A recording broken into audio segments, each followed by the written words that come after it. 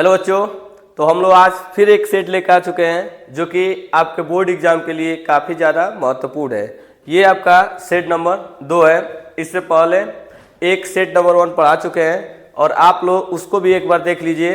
और जितने भी आगे के जितने भी सेट आएंगे, और टोटल 7 सेट है, सातों सेट को आप अच्छे से तैयार कर लीजिएगा। और साथ में जितने भी आपका मान लीजिए केमिस्ट्री है, मैथ है और हिंदी है, इंग्लिश है, इन सब पे भी विशेष ध्यान दीजिए। हर एक सब्जेक्ट जो भी आपका 5 सब्जेक्ट है उसको जितने भी प्रीवियस ईयर हैं उनको अच्छे से आप तैयार कर लीजिए। ठीक, आप कोशिश कीजिए जितना जल्दी हो सके प्रीवियस ईयर तैयार हो तो आप आगे का मॉडल पेपर तैयार कीजिए। ठीक, तो आइए हम लोग देखते हैं कि सेट नंबर 2 में किस किस टाइप के क्वेश्चन पूछे हुए हैं। तो हम लोग चलते हैं पहले वाले क्वेश्चन पर। आपके सामने पहला वाला क्वेश्चन आ गया है। इस क्वेश्चन में देखिएगा, आपसे कह रहा है कि एक विद्युत आवेश है जो कि छोटे से आयतन में क्या है, एक छोटे से आयतन में स्थित है। कह रहा है कि इसकी त्रिज्या 2 सेंटीमीटर है और आगे बोला है कि इस पर जो आवेश है, ठीक है, इसके भीतर है और इसका वैद्युत फ्लक्स 10 है। देखिए वैद्युत फ्लक्स कितना दिया है, 10 वोल्ट मीटर।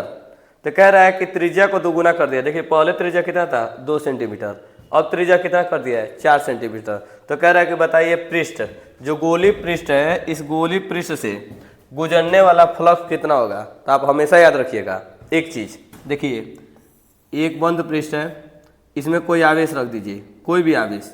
यदि इस आवेश से 4 वैद्युत बल रेखाएं निकल लेंगे, 4, सिर्फ 4 ही मान लीजिए, 4 वैद्युत बल रेखाएं निकल रही हैं, 4 निकल रही हैं। और इस आवेश की त्रिज्या समझ लीजिए 2 सेंटीमीटर है। यदि इसकी त्रिज्या को 2 के बजाय 4 कर लीजिए, 4 के बजाय आप क्या कर लीजिए, 6 कर लीजिए, या 6 के बजाय क्या कर लीजिए, 8 कर लीजिए।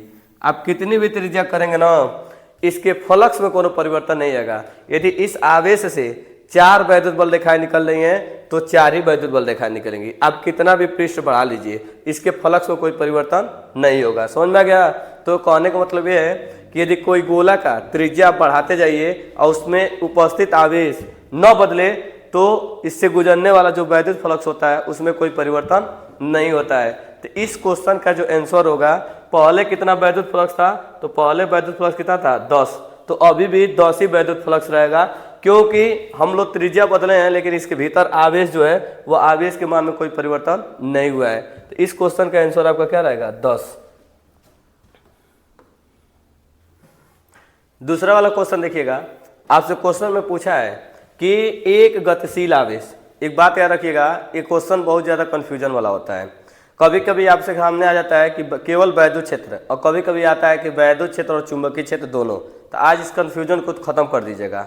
देखिए जब कोई आवेशित कण गतिमान होता है, वो भी अकेले, ठीक है, कोई बंद परिपथ नहीं है, अकेले कोई आवेशित कण गतिमान है। तो जब कोई आवेशित कण गतिमान होता है तो वह वैद्युत क्षेत्र चुंबकीय क्षेत्र दोनों पैदा करता है, दोनों उत्पन्न करता है। लेकिन यदि कोई आवेशित कण या आवेश किसी बंद परिपथ में होता है, बंद परिपथ ओनली क्या हो, बंद परिपथ हो, बंद परिपथ में जब कोई आवेश मतलब इलेक्ट्रॉन गतिमान होता है तो वो केवल और सिर्फ केवल क्या करता है, चुंबकीय क्षेत्र पैदा करता है।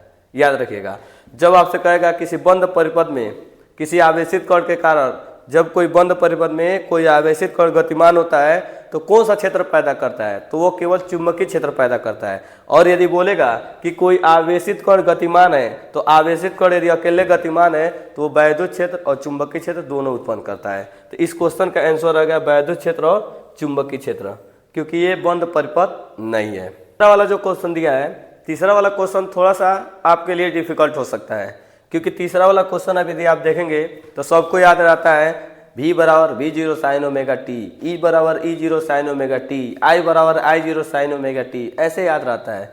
लेकिन इसमें जब K यक्स और साथ में क्या दे दिया है, ओमेगा, तो थोड़ा सा आपका दिक्कत हो जाता है। क्योंकि देखिए जो आपका दिया है इक्वेशन E बराबर E0 साइन और ओमेगा टी तो सबको याद रहता है, लेकिन इसमें क्या दे दिया है कि K x minus omega T, ये दे दिया है। और एक साथ दे दिए B बराबर दिया है B0 साइन के यक्स माइनस ओमेगा टी। और आपसे पूछा है कि बताइए कि इनमें से कौन सा ऑप्शन सही है। ठीक है, देखिए अब हम लोग क्या करते हैं कि इसमें जब ऑप्शन ढूंढते हैं तो दो फार्मूला यदि आपको याद हो, सी बराबर, जो कि बहुत फेमस फार्मूला है, सी बराबर E0 बट्टा के B0, ये बहुत ही इंपॉर्टेंट है, इस पर न्यूमेरिकल आता है। और एक और फार्मूला याद कर लीजिएगा आप, सी बराबर ओमेगा अपान के, ये भी साथ में याद कर लीजिएगा, क्योंकि ये जो फार्मूला है काफ़ी बच्चों को याद नहीं रहता है। सी बराबर ओमेगा अपान के, एक चीज़ देखिएगा, इसका बायां पक्ष और इसका बायां पक्ष, जहाँ सी यहाँ भी सी है, सी प्रकाश की चाल है, दोनों आपस में बराबर है। जब बायां पक्ष बराबर है तो दाहिना पक्ष भी क्या होगा, ऑटोमेटिक आपका बराबर होगा। तो यहाँ से आपका हो जाएगा ओमेगा अपान के, और आप तिर्यक का गुणा कर लीजिए, तिर्यक का गुणा करेंगे अपने आप ही प्रूफ हो जाएगा। तो ये हो जाएगा E0 के और इधर आ जाएगा B0 ओमेगा, ये आपका ऑप्शन क्या हो जाएगा, सही हो जाएगा। तो हम लोग देखते हैं कौन सा सही है। तो देखिए ये वाला पहला वाला ऑप्शन क्या है, सही है। क्वेश्चन नंबर 4 को देखिएगा। क्वेश्चन नंबर 4 भी बहुत ज़्यादा इंपॉर्टेंट है, क्योंकि क्वेश्चन नंबर 4 में क्या कर रहा है कि 1.2 अपवर्तनांक के पदार्थ को, एक उत्तल लेंस है, वह उत्तल में कौन है, उत्तल लेंस है, इसको क्या कर रहा है कि एक पानी में डुबा दे रहा है, 1.33 जल में क्या कर रहा है, डुबा दे रहा है। एक चीज़ देखिएगा यहाँ पर, सबसे पहले देखिए यहाँ एयर के सापेक्ष ग्लास का अपवर्तनांक कितना है, 1.2 है, ठीक। यहाँ पे जिसमें वो डुबा रहा है, एयर के सापेक्ष वाटर का 1.33 ये है। तो पहली बात ये देखेंगे कि जिस लेंस को डुबा रहा है उसका अपवर्तनांक कम है पानी से। यहाँ पर साफ दिखाई दे रहा होगा आपसे कि ये जो ग्लास है इसका अपवर्तनांक कम है और ये पानी का अपवर्तनांक क्या है, ज़्यादा है। पहली बात यही है। इसमें क्या होगा कि 3 कंडीशन होते हैं, आपको याद करना है। पहले 3 कंडीशन याद कर लीजिए। देखिए कब, पहला कंडीशन, जब ना ये जो लेंस है इस लेंस का अपवर्तनांक, ठीक है, लेंस का अपवर्तनांक यदि पानी के, वाटर के अपवर्तनांक के क्या हो जाए, बराबर हो जाए। यदि दोनों का अपवर्तनांक बराबर हो जाए, जिस लेंस को आप पानी में डुबा रहे हैं उसका अपवर्तनांक और लेंस का अपवर्तनांक, दोनों का अपवर्तनांक बराबर हो जाए, तो ये समतल प्लेट जैसा व्यवहार करने लगेगा। कैसा, समतल प्लेट जैसा क्या करेगा, व्यवहार करेगा, समतल प्लेट बन जाएगा ये। जब ये दोनों का क्या हो जाए, बराबर हो जाए, समतल प्लेट जैसा व्यवहार करेगा। दूसरी बात देखिए, ये लेंस का अपवर्तनांक ज़्यादा हो जाए और जिस द्रव में डुबा रहा है उसका अपवर्तनांक क्या हो जाए, कम हो जाए। ये जो कंडीशन बनता है उसमें क्या होता है कि लेंस की फोकस दूरी बढ़ जाती है, इसकी फोकस दूरी क्या होती है, बढ़ जाती है, लेंस की फोकस दूरी क्या हो जाएगी, बढ़ जाएगी। और कंडीशन नंबर तीसरा देखिएगा, काफ़ी ज़्यादा इंपॉर्टेंट है। यदि लेंस का अपवर्तनांक कम हो और जिस द्रव में डुबा रहा है उसका अपवर्तनांक क्या हो जाए, ज़्यादा हो जाए, तो लेंस की प्रकृति बदल जाती है। यदि ये उत्तल लेंस है तो बन जाएगा अवतल लेंस, और यदि अवतल लेंस है तो बन जाएगा उत्तल लेंस। तो आप देख रहे होंगे कि देखिए यहाँ पर द्रव का अपवर्तनांक ज़्यादा है और लेंस का अपवर्तनांक कम है, तो इसकी प्रकृति बदलेगी और बदल के क्या होगी, पहले ये था उत्तल, पहले क्या था, उत्तल, अब ये बन जाएगा अवतल। क्या बन जाएगा, अवतल। तो अवतल जो लेंस होते हैं, अवतल जो लेंस होते हैं वो उन्हें हम लोग ये भी बोलते हैं, अपसारी भी बोलते हैं, अपसारी। और जो उत्तल लेंस होते हैं उन्हें अभिसारी बोलते हैं। तो अपसारी लेंस जो होता है वो क्या होता है, अवतल लेंस होता है। तो यहाँ पे लेंस की प्रकृति क्या हो जाएगी, बदल जाएगी। क्यों बदली है, क्योंकि जिस द्रव में हम लोग डुबा रहे थे उस द्रव का अपवर्तनांक ज़्यादा है लेंस के अपवर्तनांक से। अगले वाले क्वेश्चन को देखिएगा। इस क्वेश्चन में बोला है कि E बराबर PC, E बराबर PC, ठीक है, PC ये जो ऊर्जा है और ये संबंध है किसके लिए सही है। तो ये जो संबंध होता है E इक्वल टू, प्रकाश की चाल कौन से होता है, प्रकाश की चाल हम जानते हैं कि प्लैंक के क्वांटम सिद्धांत के अनुसार सूर्य से आने वाली जो ऊर्जा होती है बंडल या पैकेट के रूप में आती है, और हर एक बंडल में जो ऊर्जा होती है एच न्यू के बराबर होती है। किसके बराबर होती है, एच न्यू के बराबर होती है। और ये किसके लिए सही होती है, प्रोटॉन के लिए। किसके लिए, प्रोटॉन के लिए।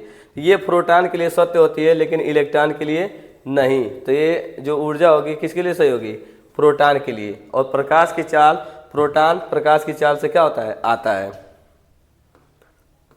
इस वाले क्वेश्चन को देखिएगा। इसमें बोला है कि पीएन संधि में विसरण धारा का मान अपवाह धारा। देखिए जो अपवाह धारा होता है आप जानते हैं कि ये मुक्त इलेक्ट्रॉनों के द्वारा, मतलब कि अपवाह धारा आप पढ़ेगा अनुगमन वेग या अपवाह वेग। तो ये जो अपवाह धारा होता है वो कम है विसरण धारा से, मतलब विसरण धारा ज़्यादा है अपवाह धारा से। ये कब कंडीशन होता है, देखिए पश्च में तो कभी होगा नहीं, क्योंकि पश्च में धारा का मान बहुत कम होता है और इनमें से कोई नहीं, ऐसा भी नहीं है। तो देखिए जब अग्र अभिनत होता है, जब अग्र होता है, ठीक है, अग्र अभिनत में, उस कंडीशन में ये जो विसरण धारा होता है वो अपवाह धारा से क्या होता है, ज़्यादा होता है। ये याद रखिएगा कि अग्र अभिनत में, अग्र दिशित बायस में क्या होता है कि विसरण धारा अपवाह धारा से क्या होता है, ज़्यादा होता है। तो देखेंगे खंड ब में, देखिए ये जो क्वेश्चन बोला है विशिष्ट चालकता जो कि सिग्मा से दिखाया है और अपवाह वेग में क्या संबंध है ये पूछ रहा है। तो आपको सबसे पहले एक फार्मूला याद होना चाहिए कि विशिष्ट प्रतिरोध रो बराबर होता है, विशिष्ट प्रतिरोध रो बराबर होता है ई बट्टा के जे, ये फार्मूला होता है।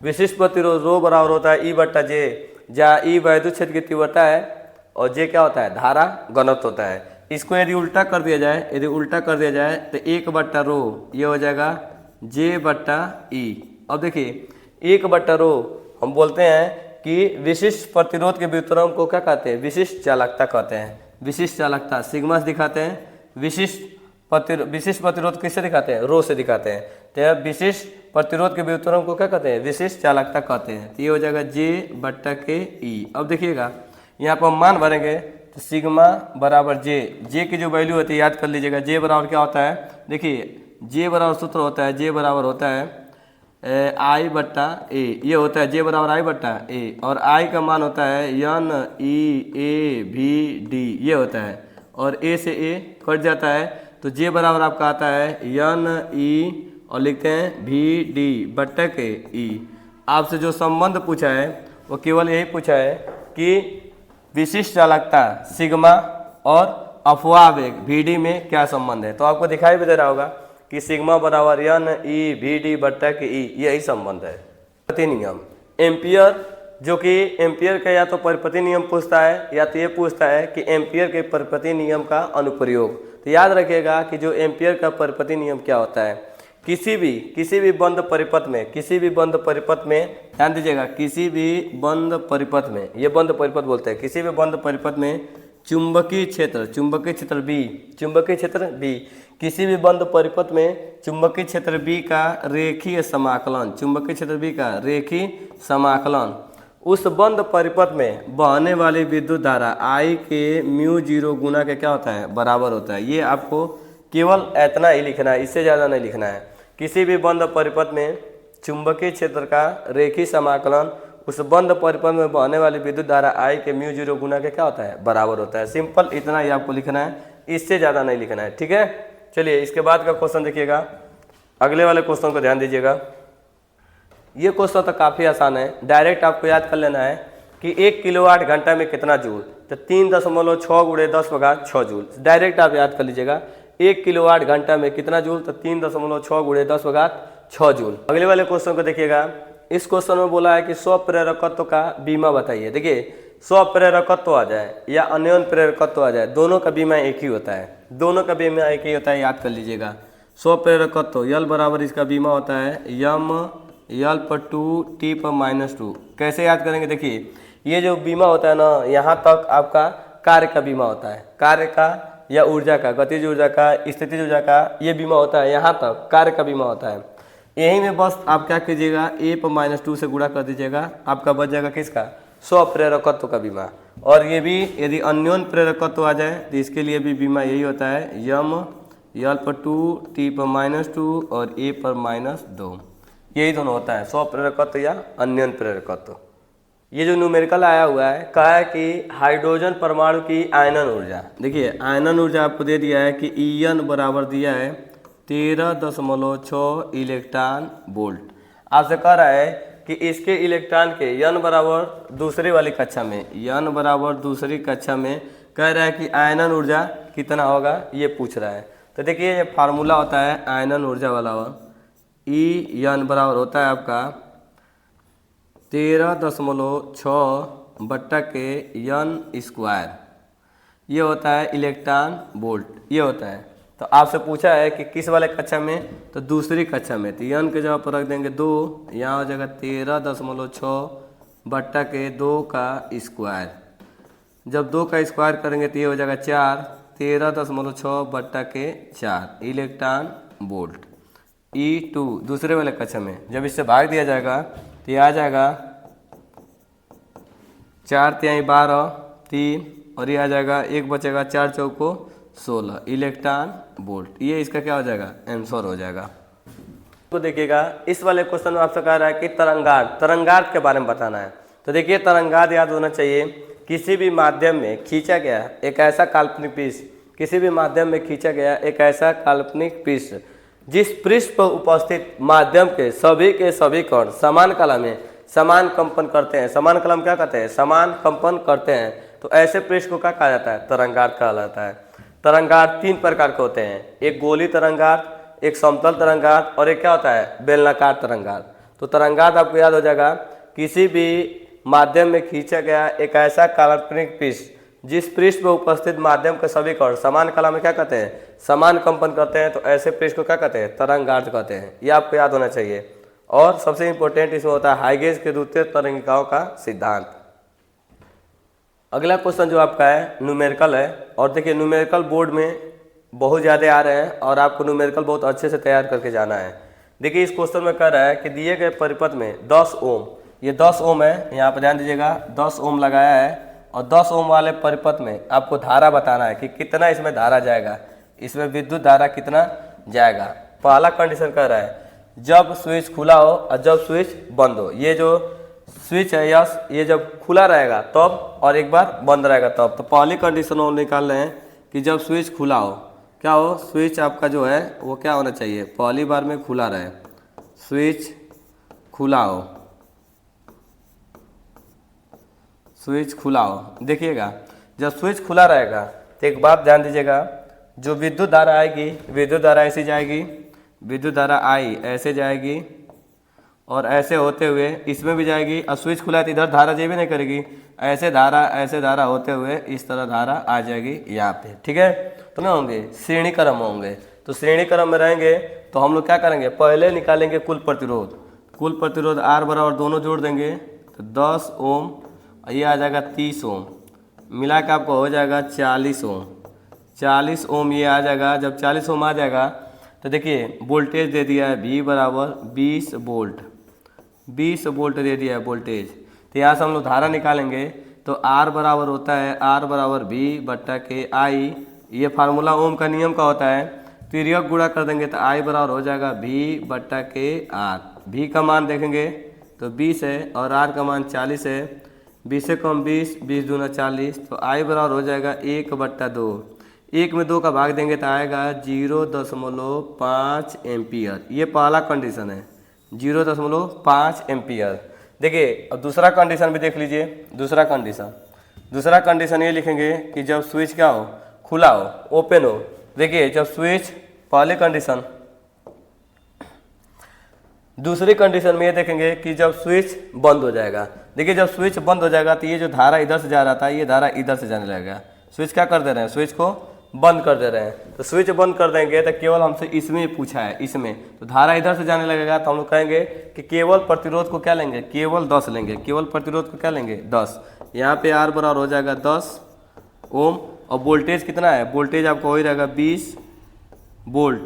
और धारा यहाँ पे निकालेंगे तो धारा आएगा I बराबर V बट्टा के R। तो वोल्टेज कितना है? 20 और प्रतिरोध कितना है? 10। काटेंगे तो 10 दूना के 20, तो यहाँ आ जाएगा I बराबर 2 एम्पियर। I की वैल्यू कितनी आ जाएगी? 2 एम्पियर। इस क्वेश्चन का आंसर हो जाएगा। अगले वाले क्वेश्चन को देखिएगा। इस क्वेश्चन में आपसे पूछा है कि एक परमाणु द्रव्यमान मात्रक 1 mu के समतुल्य ऊर्जा कितनी होती है? आपको ये पता होना चाहिए कि 1 mu एटॉमिक मास यूनिट कितनी ऊर्जा के बराबर होती है। तो यदि ऊर्जा की हम बात करते हैं तो ऊर्जा होता है 1 दशमलव, ठीक है, 49 गुणे 10⁻⁻10 जूल होता है। यदि ऊर्जा में देखा जाता है तो 1 mu में इतना जूल होता है। और एक बात और याद करिएगा कि 1 mu में होता है 931 MeV मेगा इलेक्ट्रॉन वोल्ट होता है 1 mu में। और एक बात और याद रखिएगा कि 1 mu बराबर होता है 1.66 गुणे 10⁻⁻⁻ 27 किग्रा ये द्रव्यमान होता है, ये ऊर्जा होता है, जूल में होता है, ये मेगा इलेक्ट्रॉन वोल्ट में ऊर्जा होता है, और ये 1 mu में इतना द्रव्यमान होता है। और यदि फार्मूला देखा जाए तो इसका फार्मूला होता है कि डेल्टा ई बराबर होता है डेल्टा यम, और ये होता है सी स्क्वायर, जहाँ सी प्रकाश की चाल होती है और सी का मान आपको याद होगा, सी बराबर होता है 3 × 10⁸ मीटर पर सेकेंड ये होता है। ये डायरेक्ट आप याद कर सकते हैं कि 1 mu में इतना जूल, फिर याद कर सकते हैं 1 mu में 931 मेगा इलेक्ट्रॉन वोल्ट, और 1 mu का कितना द्रव्यमान होता है, तो इतना द्रव्यमान होता है। आप चाहे तो इस फार्मूले से भी निकाल सकते हैं। चलिए अगले वाले क्वेश्चन को देखते हैं हम लोग। देखिएगा, ये आपसे चुंबक से रिलेशन पूछा है, जो चुंबक वाला चैप्टर है उसमें से आया हुआ है। आपको एक बात याद होगा कि कोई भी चुंबक, किसी भी चुंबक के अक्ष पर जो चुंबकीय क्षेत्र की तीव्रता का फार्मूला होता है B बराबर μ0/4π2m/r³, ये फार्मूला होता है अक्ष पर, ठीक है। और यहीं पर जो नीरज का फार्मूला होता है नीरज पर, तो B बराबर होता है μ0/4πm/r³।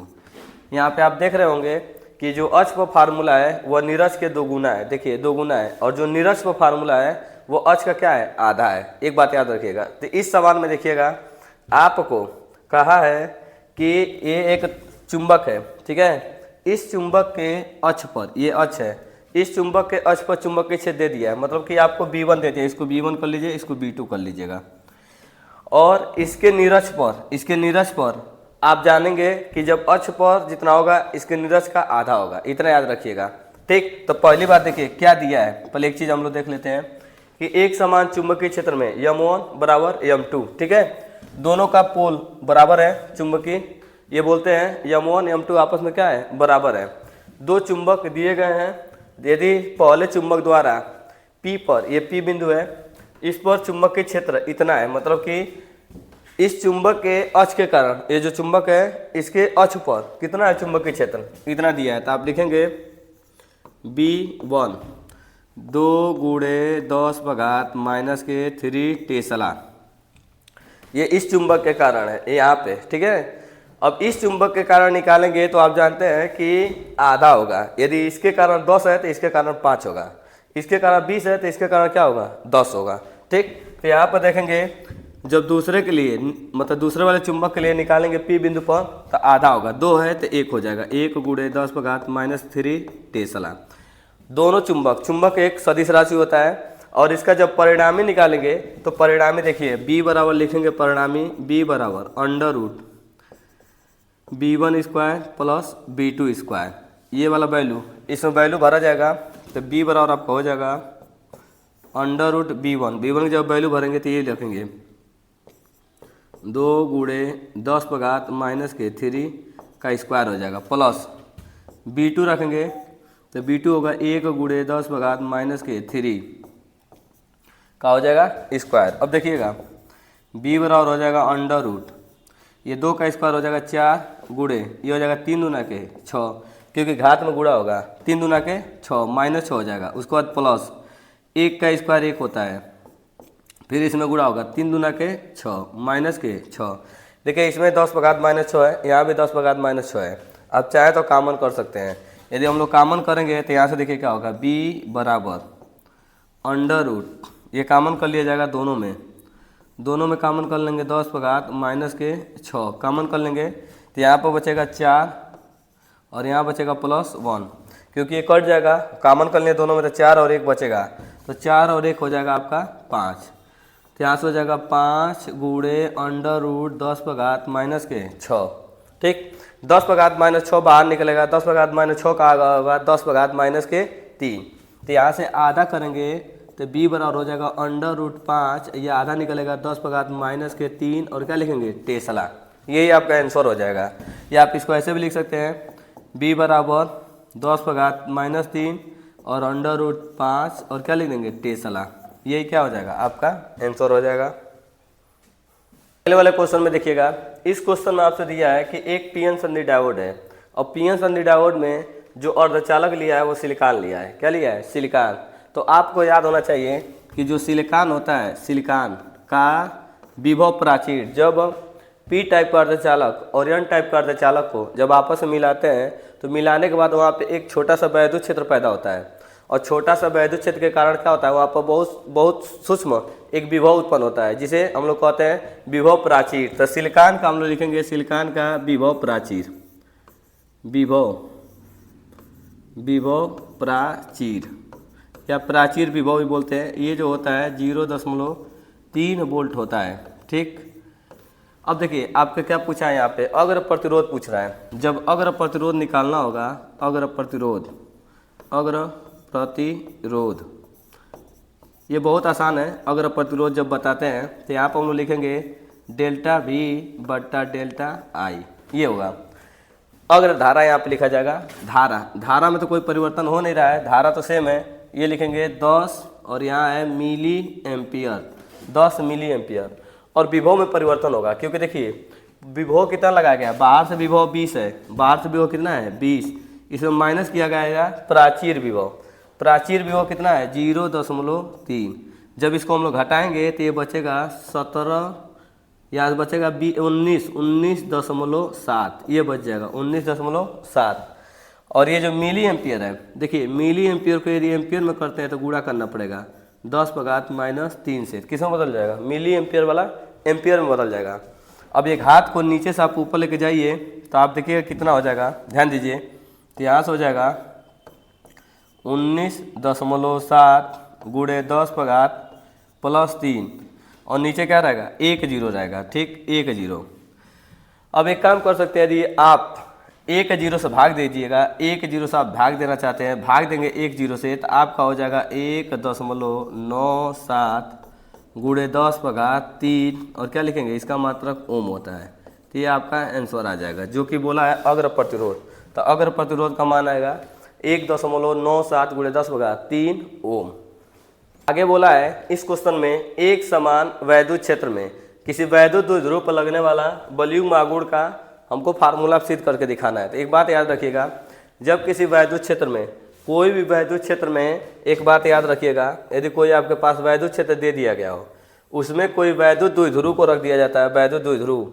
तो देखिए एक बात याद रखिए कि एक वैद्युत क्षेत्र है, एक समान क्या है, एक समान आपका वैद्युत क्षेत्र है, एक समान यहाँ पे क्या दिया है वैद्युत क्षेत्र है, और इसमें रख दिया गया है कि एक वैद्युत द्विध्रुव, ये है वैद्युत क्षेत्र। ठीक, वैद्युत क्षेत्र ई है, इसमें हम रख दिए हैं एक वैद्युत द्विध्रुव।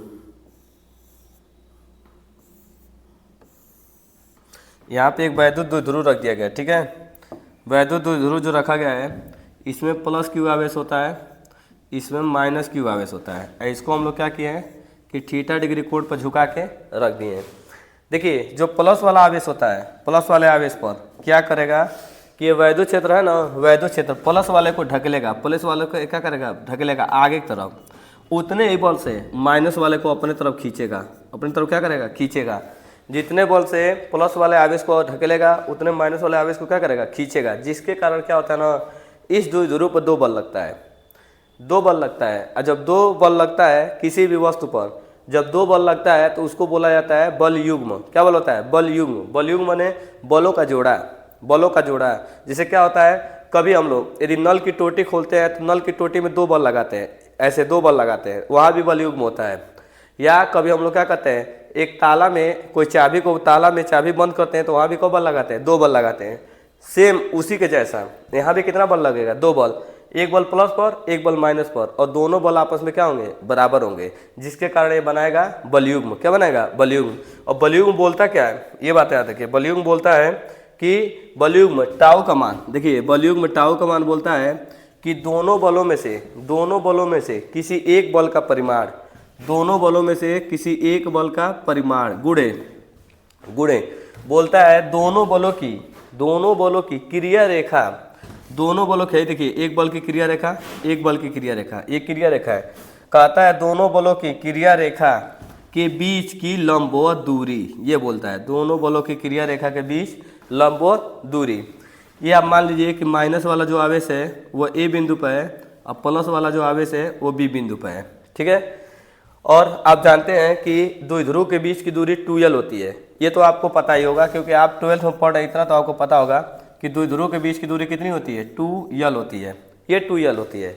हमको पता करना है कि दोनों जो बल लग रहे हैं इनकी क्रिया रेखा के बीच लंबवत दूरी पता करना है। तो देखिए एक बल इधर लगा, एक बल इधर लगा और इसका नाम दे दीजिए C। अब देखिए लंबवत दूरी यही है B से C, लंबवत दूरी क्या है, BC है। तो यहाँ पर हम लोग लिखेंगे लंबवत दूरी और लंबवत दूरी होगा BC। अब देखिए टाउ बराबर यफ का मान आपको याद होगा, नहीं याद हो तो याद कर लीजिए। यफ बराबर होता है QE, यफ बराबर क्या होता है QE गुणे BC कैसे निकलेगा, ये देखिए BC कैसे निकलेगा। आप यहाँ से क्या करेंगे, एक त्रिकोणमिति का फार्मूला होता है जो कि आप जानते होंगे साइन थीटा, और साइन थीटा बराबर होता है तो यहाँ से जो BC होगा वो हो जाएगा लंब और नीचे ये 90, यहाँ पे 90 बनता है और 90 के सामने का क्या कहलाता है, कोण। तो कोण हो जाएगा AB। यदि आप मान भरिएगा, इसमें मान भरिए तो यहाँ से देखिए साइन थीटा लंब देखिए तो BC की वैल्यू तो हमको नहीं पता है, छोड़ दीजिए। हमको AB तो पता है, AB कितना है 2l, कितना है AB कितना है 2l। तिर्यक का गुणा कर दीजिएगा, तिर्यक का गुणा कीजिएगा तो यहाँ से हो जाएगा BC बराबर 2l और क्या लिखेंगे साइन थीटा, ये लिख देंगे। तो यहाँ से हो जाएगा BC के जब हो जाएगा 2l और क्या लिखेंगे साइन थीटा। अब एक बात देखिएगा, टाउ बराबर Q इंटू 2l क्या कहलाता है, यदि आपको याद हो कि P द्विध्रुव आघूर्ण बराबर क्या होता है Q इंटू 2l, द्विध्रुव आघूर्ण क्या होता है Q इंटू 2l। तो Q और 2l मिला के क्या कहेंगे, इसको बोलेंगे P और इधर होगा E, इधर होगा साइन थीटा। तो ये फार्मूला होगा टाउ बराबर PE साइन थीटा। यही फार्मूला है जो कि आपको प्रूव करना है कि टाउ बराबर PE साइन थीटा। यदि आप साइन थीटा को हटा देंगे, साइन थीटा को हटा भी देंगे तो लिखेंगे P और करास E, P करास E। ये भी याद है, कभी कभी बोर्ड में पूछ देता है।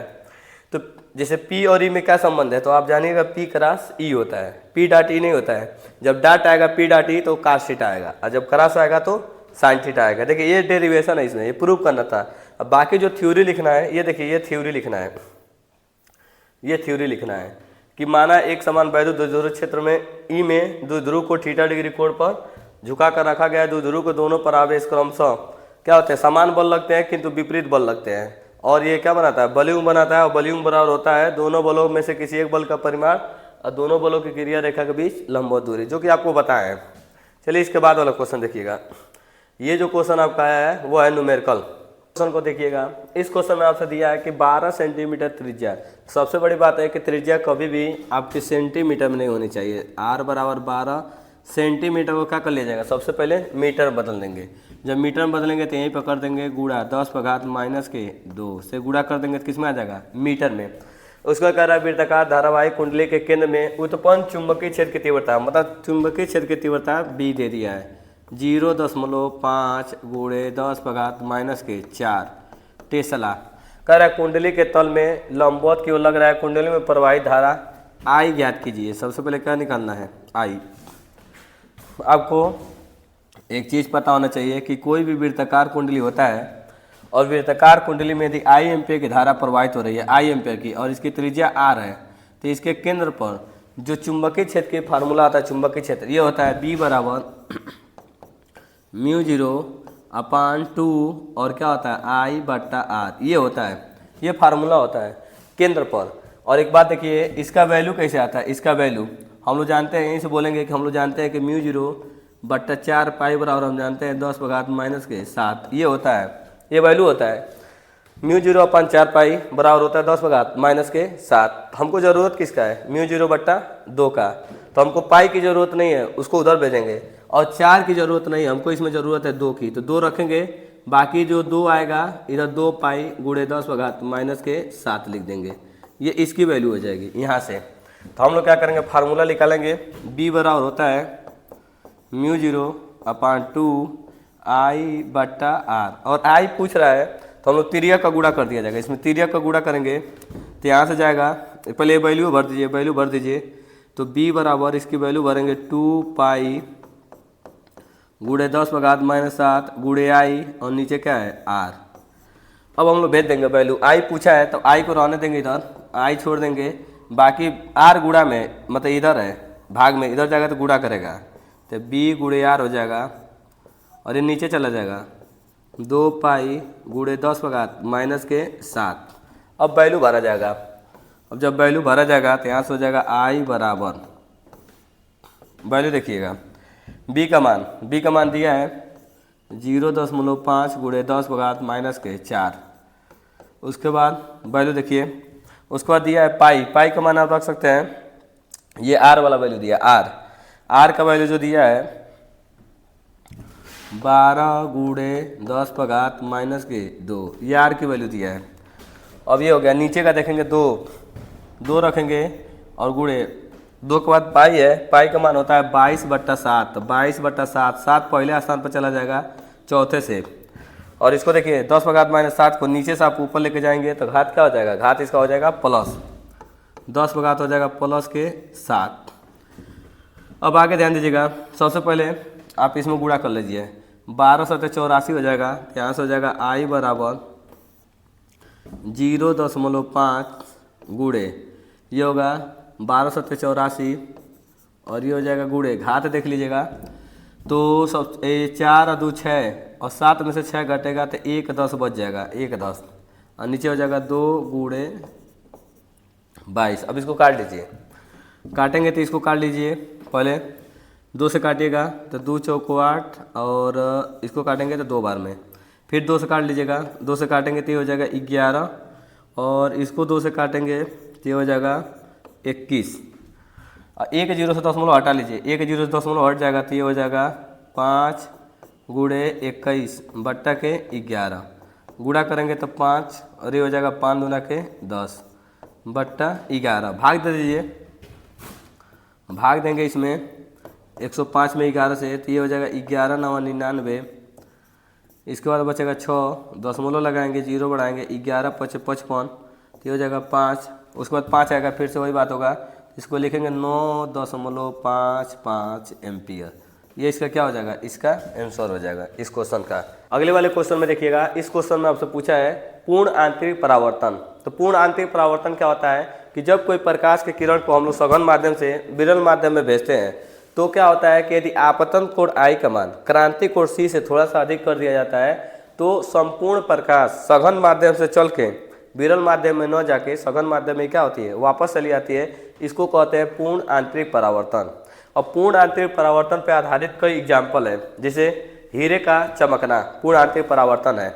अब देखिए मरीचिका का बनना, जो गर्मियों में क्या होता है बहुत दूर पे दिखाई देता है कि पानी है, वहाँ पास में जाने पर पानी नहीं मिलता है। ये सब चीज़ें ज़्यादा रेगिस्तान में देखने को मिलती है और गर्मियों में हम लोग सड़कों पर भी देखते हैं, ठीक है। और बाकी आपका देखेंगे तो कांच की दरारें जो होती है वो भी चमकती हुई दिखाई देती है पूर्ण आंतरिक परावर्तन के कारण।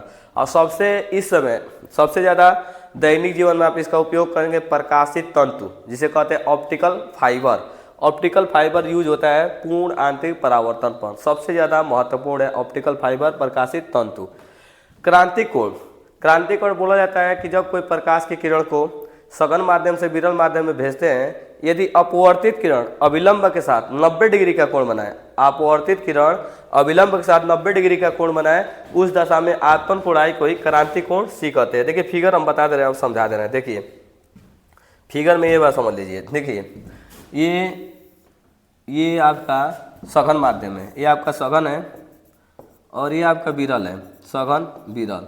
जब कोई प्रकाश की किरण को सघन माध्यम से भेज रहे हैं और विरल माध्यम में जाना चाहिए, लेकिन प्रकाश की किरण सघन माध्यम से चल के विरल माध्यम जाता है तो ये है अविलंब। इसको क्या बोलते हैं, अविलंब। अविलंब के साथ ऐसे मुड़ जाता है, ऐसे अविलंब के साथ कौन डिग्री कोण बना है 90, तो यहाँ से बोल जाता है कि आपतन कोणाई को क्या बोलते हैं, क्रांति कोण सी। और पूर्ण परावर्तन में क्या होता है, थोड़ा सा हम लोग क्या करते हैं वैल्यू बढ़ाते हैं, थोड़ा सा मान बढ़ाते हैं, आपतन कोण का मान क्रांति कोण सी से अधिक करते हैं तो संपूर्ण प्रकाश सघन चल के विरल में न जाके सघन में क्या होता है वापस चला आता है। ये घटना कहलाती है पूर्ण आंतरिक परावर्तन। चलिए इसके बाद का क्वेश्चन देखिए, ये वाला क्वेश्चन देखिएगा। ये जो क्वेश्चन आपको दिया है ये किरचॉफ के नियम पर दिया है। या तो बोर्ड में देखिए, बोर्ड में क्या होता है, या तो किरचॉफ का नियम आता है या तो किरचॉफ के नियम पे एक सवाल आ जाता है। तो फिलहाल में इस वाले सेट में किरचॉफ के नियम पे क्या है सवाल आया है। तो देखिए इस फिगर को देखिएगा तो इसमें एक बंद परिपथ ये बनाएंगे और दूसरा बंद परिपथ ये बनाएंगे, दो पास बनाएंगे। पहला पास देखिए किरचॉफ का जो दूसरा नियम कहता है कि यदि किसी भी बंद पास में धारा और प्रतिरोध का जो गुणनफल होता है उसमें लगे विद्युत वाहक बल ई के बीजगणितीय योगफल के क्या होता है, बराबर होता है।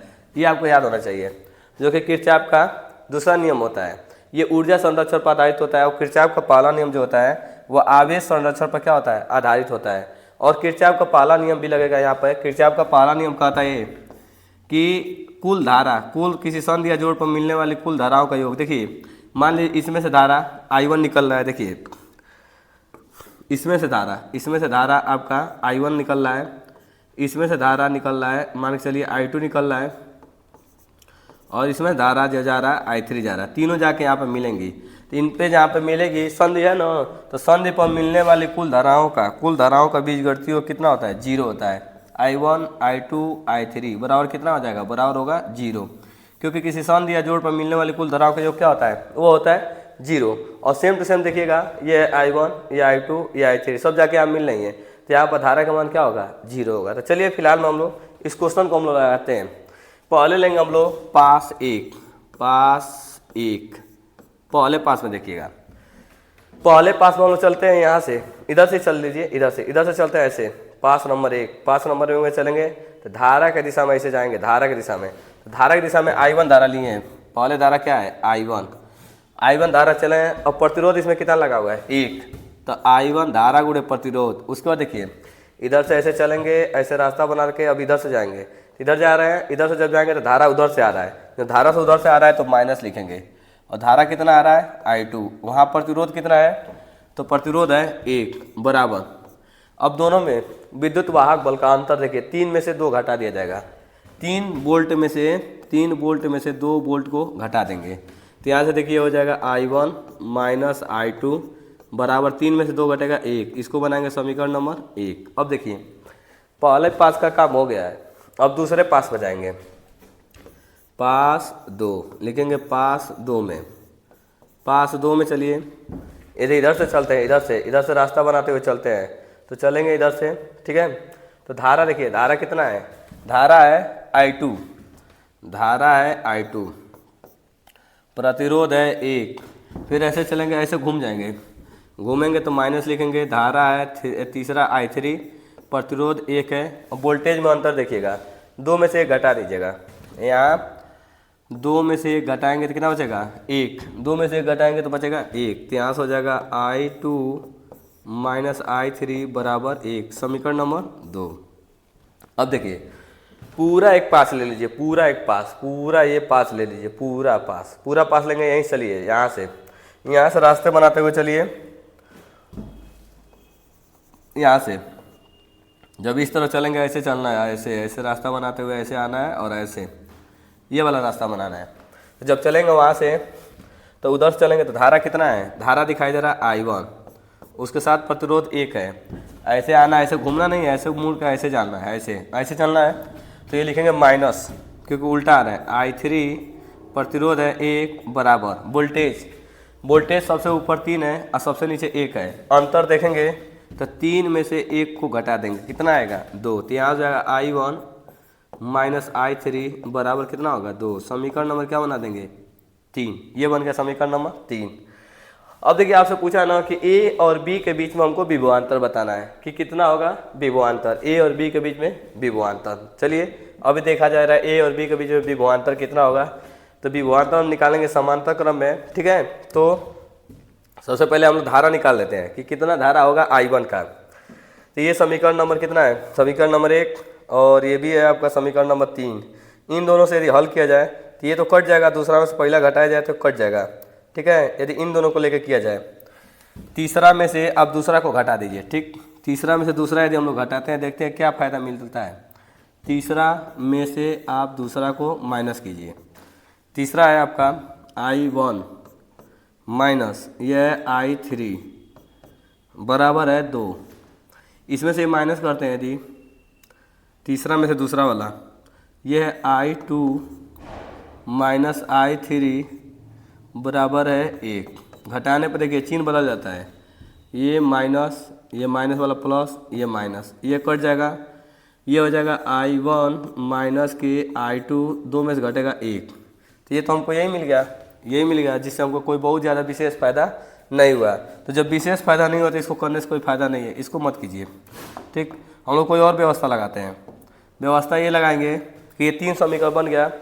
चौथा समीकरण लगाएंगे ये वाला, किसी संधि या जोड़ पर मिलने वाली कुल धाराओं का बीजगणितीय कितना होता है, 0 होता है। किरचॉफ का पहला नियम लगाएंगे, I1 I2 और I3 बराबर कितना है 0, ये वाला लगाएंगे और मान भरेंगे।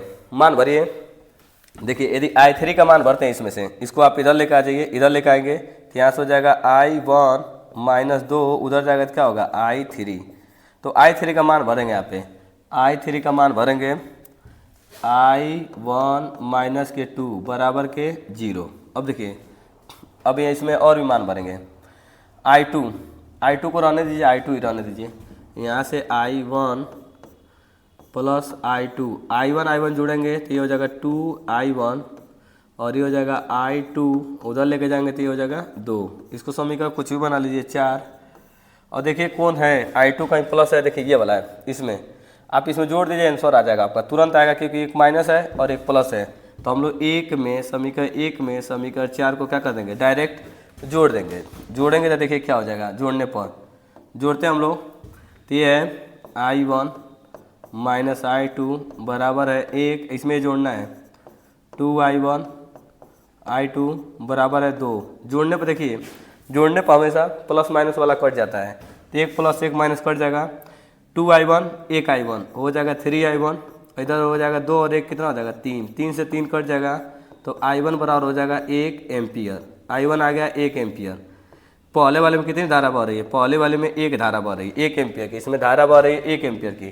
तो हमको यदि यहाँ पे विभवांतर निकाल दें, ए और बी के बीच विभवांतर यहाँ निकाल दें, तो जितना विभवांतर यहाँ पे होगा उतना विभवांतर यहाँ होगा, उतना विभवांतर यहाँ होगा। तो विभवांतर तीनों जगह बराबर होगा क्योंकि ये समानता क्रम में है। तो ए को विभवांतर हम निकालेंगे तो सूत्र देखिए, एक सूत्र होता है यदि आपको याद हो, E बराबर होता है V प्लस IR, ये पढ़े होंगे, E बराबर V प्लस IR। तो देखिए यहाँ पे ये मौजूद है, यहाँ पे ये मौजूद है, कैसे E मैंने सेल का विद्युत वाहक बल, तो सेल का विद्युत वाहक बल दिया है 3 वोल्ट, सेल का विद्युत वाहक बल E कितना है 3 वोल्ट। हमको V पता करना है, V पता करना है। I हम खुद निकाल दिए हैं कि इसमें धारा कितना जा रहा है, तो इसमें धारा जा रहा है 1। और देखिए सेल के बगल में जो प्रतिरोध लगा होता है वो आंतरिक प्रतिरोध होता है सेल का, तो सेल के बगल में कितना प्रतिरोध लगा हुआ है 1। तो यहाँ से हो जाएगा 3 बराबर V प्लस 1 में 1 का गुणा करेंगे 1 और इसको इधर भेज देंगे तो 3 में से 1 घट जाएगा तो कितना आएगा, V बराबर आपका आ जाएगा 2 वोल्ट। 2 वोल्ट यही जो होगा ना A और B के बीच क्या होगा, विभवांतर होगा 2 वोल्ट। अन्योन्य प्रेरकत्व तो पूछा है कि अन्योन्य प्रेरकत्व का परिभाषा बताइए और सिद्ध कीजिए, ये भी सिद्ध करके दिखाना है। तो आपको याद होना चाहिए अन्योन्य प्रेरकत्व में, अन्योन्य प्रेरक क्या होता है आपको पता है, 2 पास रखी कुंडलियों में से क्या होता है, किसी एक वाले कुंडली में धारा के मान में बार बार परिवर्तन करते हैं तो उसके पास में रखी दूसरे वाली कुंडली से बद्ध चुंबकीय फ्लक्स में बार बार क्या होता है, परिवर्तन होता है, जिसके कारण जो दूसरी कुंडली होती है उससे एक बल उत्पन्न होता है जिसे प्रेरित विद्युत वाहक बल कहते हैं। और दूसरे वाली कुंडली बंद है तो उसमें एक धारा बहने लगती है जिसे प्रेरित विद्युत धारा कहते हैं। फिलहाल में यहाँ पर स्व प्रेरकत्व नहीं है, अन्योन्य प्रेरकत्व यम वाला पूछा है। तो एक चीज़ याद ध्यान दीजिएगा, देखिए ये चीज़ बोला है कि यदि पहले वाली कुंडली में धारा में परिवर्तन होता है तो वो जो होता है दूसरी वाली कुंडली से बद्ध चुंबकीय फ्लक्स में परिवर्तन के अनुकर्मानुपाती होता है। या बोल सकते हैं कि जो दूसरी वाली कुंडली है उसमें जितना ज़्यादा चुंबकीय फ्लक्स में परिवर्तन होगा प्राथमिक कुंडली पर निर्भर करता है कि आप पहले वाली कुंडली में कितना धारा के मान में परिवर्तन कर रहे हैं। जितना धारा के मान में परिवर्तन करेंगे उतना ज़्यादा दूसरी वाली कुंडली से चुंबकीय फ्लक्स में परिवर्तन होगा। और ये फेरों की संख्या पर भी निर्भर कर रहा है। यदि अनुकर्मानुपाती का चिन्ह हटाएंगे तो एक यम दिखता है, यम अनुकर्मानुपाती चिन्ह हटाते हैं कैपिटल यम। इसी कैपिटल यम को कहते हैं अन्योन्य प्रेरकत्व। क्या बोलते हैं, अन्योन्य प्रेरकत्व। इसका डिफिनीशन भी दिया है, किन्हीं 2 कुंडलियों के बीच अन्योन्य प्रेरण गुणांक, माने अन्योन्य प्रेरकत्व को ही बोलते हैं अन्योन्य प्रेरण गुणांक, कैपिटल यम। संख्यात्मक रूप से किसी एक कुंडली में चुंबकीय फ्लक्स ग्रंथिकाओं के, चुंबकीय फ्लक्स ये यान चुंबकीय फ्लक्स ग्रंथिकाओं के संख्या का बराबर होता है, जबकि दूसरी कुंडली में क्या हो 1 एम्पियर की धारा बह रही हो। यदि I1 को क्या कर लिया जाए, I1 को 1 कर दिया जाए, I1 को क्या कर लिया जाए 1 एम्पियर, तो यहाँ यम बराबर हो जाता है यन 2 और क्या हो जाएगा फाई 2, ये इसको बराबर हो जाता है। तो आप ऐसे लिख सकते हैं इसको, ठीक है, इसको देख के लिख सकते हैं और एक चीज़ और इसमें पूछा है, देखिए इसमें आपसे पूछा है हेनरी बट्टा मीटर बराबर प्रूफ करके लिखाना है न्यूटन बट्टा एम्पियर। तो देखिए इसको हम लोग कर देते हैं एक सादे, यहीं पर प्रूफ कर देते हैं, यहीं पर प्रूफ कर देते हैं। बोला है आपसे कि हेनरी बट्टा मीटर न्यूटन बट्टा एम्पियर।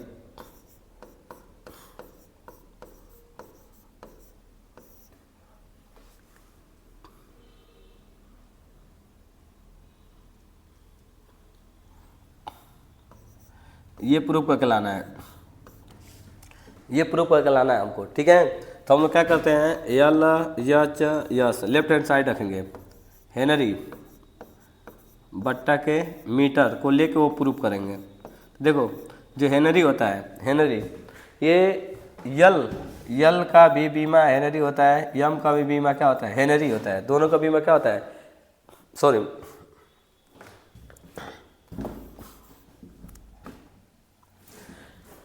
देखो यल का भी मात्रक हेनरी ही होता है और यम का भी मात्रक क्या होता है, यम का भी मात्रक क्या होता है, हेनरी होता है। दोनों का मात्रक क्या होता है, हेनरी होता है। तो हम लोग जानते भी हैं कि यल बराबर क्या होता है, यल बराबर आपको पता होगा ई बट्टा डी आई बट्टा के क्या होता है, डी टी, ये होता है। ई बराबर यल बराबर क्या होता है, डी आई बट्टा डी टी। तो यहाँ से ई माने होता है वोल्टेज, तो यहाँ से हेनरी के जगह पर हम लोग लिखेंगे, हेनरी के जगह पर वोल्ट। ई माने क्या लिखेंगे, ई माने लिखेंगे वोल्ट, ई के जगह पर। ये चौथा स्थान से सीधे कहाँ जाएगा, पहले स्थान पर, ई के पास जाएगा। तो यहाँ पर लिखेंगे इसके जगह पर टी है, टी का हो जाएगा सेकेंड, ठीक। इसके नीचे क्या है, धारा। तो धारा का होता है एम्पियर, धारा का होगा एम्पियर, धारा क्या हो जाएगा एम्पियर। और नीचे कितना है, नीचे है मीटर, मीटर। देखिए ये पहला स्थान, दूसरा स्थान, तीसरा स्थान, तीसरा स्थान जाता है दूसरे के पास। तो यहाँ से आपका हो जाएगा, देखिए वोल्ट गुणे सेकेंड, और ये हो जाएगा एम्पियर, और गुणे हो जाएगा मीटर। यहाँ से देखिए अब हम लोग जानते हैं कि वोल्टेज V बराबर होता है, V बराबर होता है W/Q। ये वोल्टेज का होता है, V बराबर W/Q, और Q बराबर होता है IT। Q बराबर क्या होता है, I गुणे T।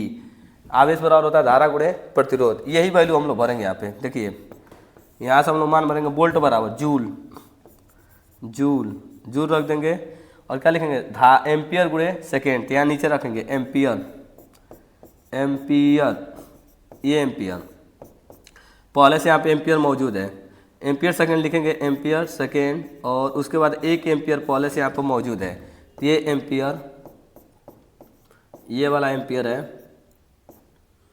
एम्पियर गुणे मीटर, और ये देखिए यहाँ से है सेकेंड, ठीक। तो सेकेंड से सेकेंड तो कट ही जाएगा, सेकेंड से सेकेंड कट जाएगा। एम्पियर में एम्पियर का गुणा होगा तो कितना आ जाएगा, एम्पियर आएगा। एम्पियर में एम्पियर का गुणा करेंगे तो आएगा एम्पियर। यहाँ से देखिए जूल को लिखते हैं, जूल किसका मात्रा होता है, कार्य का। जूल बराबर लिखते हैं न्यूटन इंटू मीटर। जूल को क्या लिखा जाता है, न्यूटन मीटर। यहाँ से जूल के जगह पर लिखेंगे न्यूटन और गुणे मीटर। और नीचे देखिए एम्पियर में एम्पियर का गुणा होगा तो कितना लिखेंगे, एम्पियर का स्क्वायर, एम्पियर लिख देंगे, एम्पियर का स्क्वायर, और गुणे क्या है, गुणे मीटर है। तो यहाँ से क्या होगा कि मीटर से मीटर तो कट ही जाएगा, और जो हमको प्रूफ करना है वो प्रूफ हो जाएगा न्यूटन बट्टा के एम्पियर का स्क्वायर। एम्पियर का क्या लिख देंगे, एम्पियर का स्क्वायर। यही प्रूफ करना था। देख लीजिए इतना लंबा प्रोसेस है, इतना लंबा प्रूफ करना पड़ेगा आपको।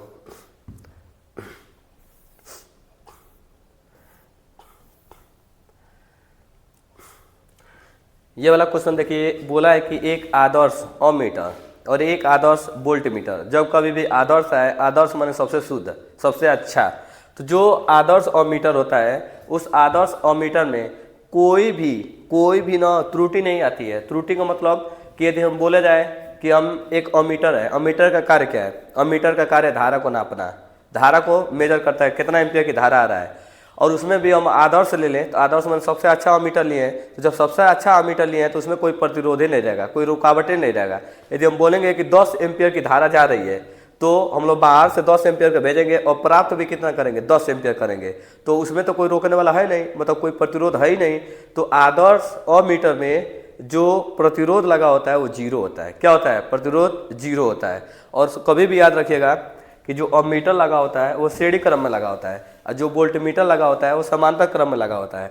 और मीटर श्रेणी क्रम में लगाने का मतलब ये होता है कि वो धारा को मापता है, धारा पूरा नाप देता है।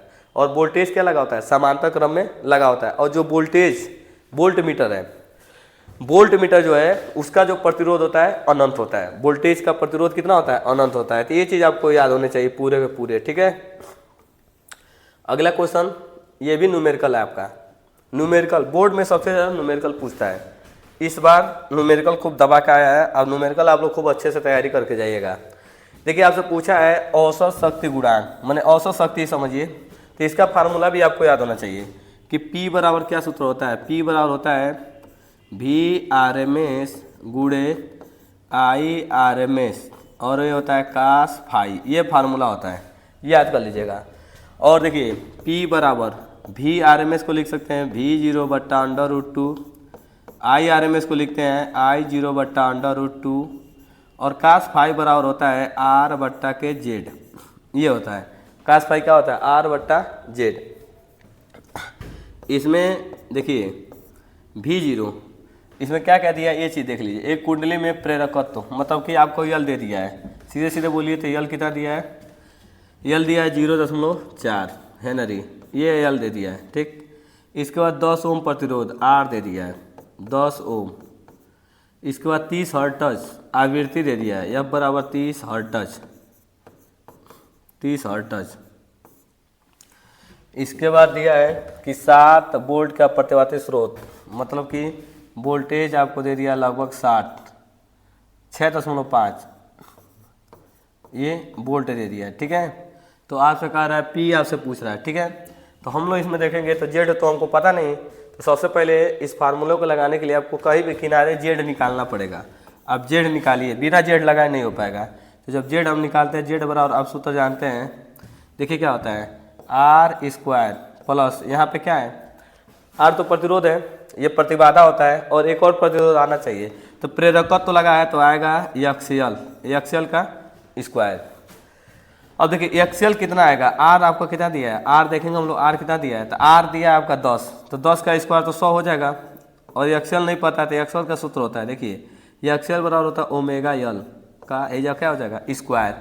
और Z बराबर ओमेगा 10 का स्क्वायर 100, ओमेगा बराबर होता है 2 पाई एफ। इसका स्क्वायर करेंगे 2 पाई एफ और ये है L, इसका आपको अभी स्क्वायर करना है। तो Z बराबर आपका हो जाएगा, देखिए 100 और ये 2 पाई का मान आप 3.14 रख दीजिए और उसके साथ यब का मान, देखिए यब का मान कितना दिया है?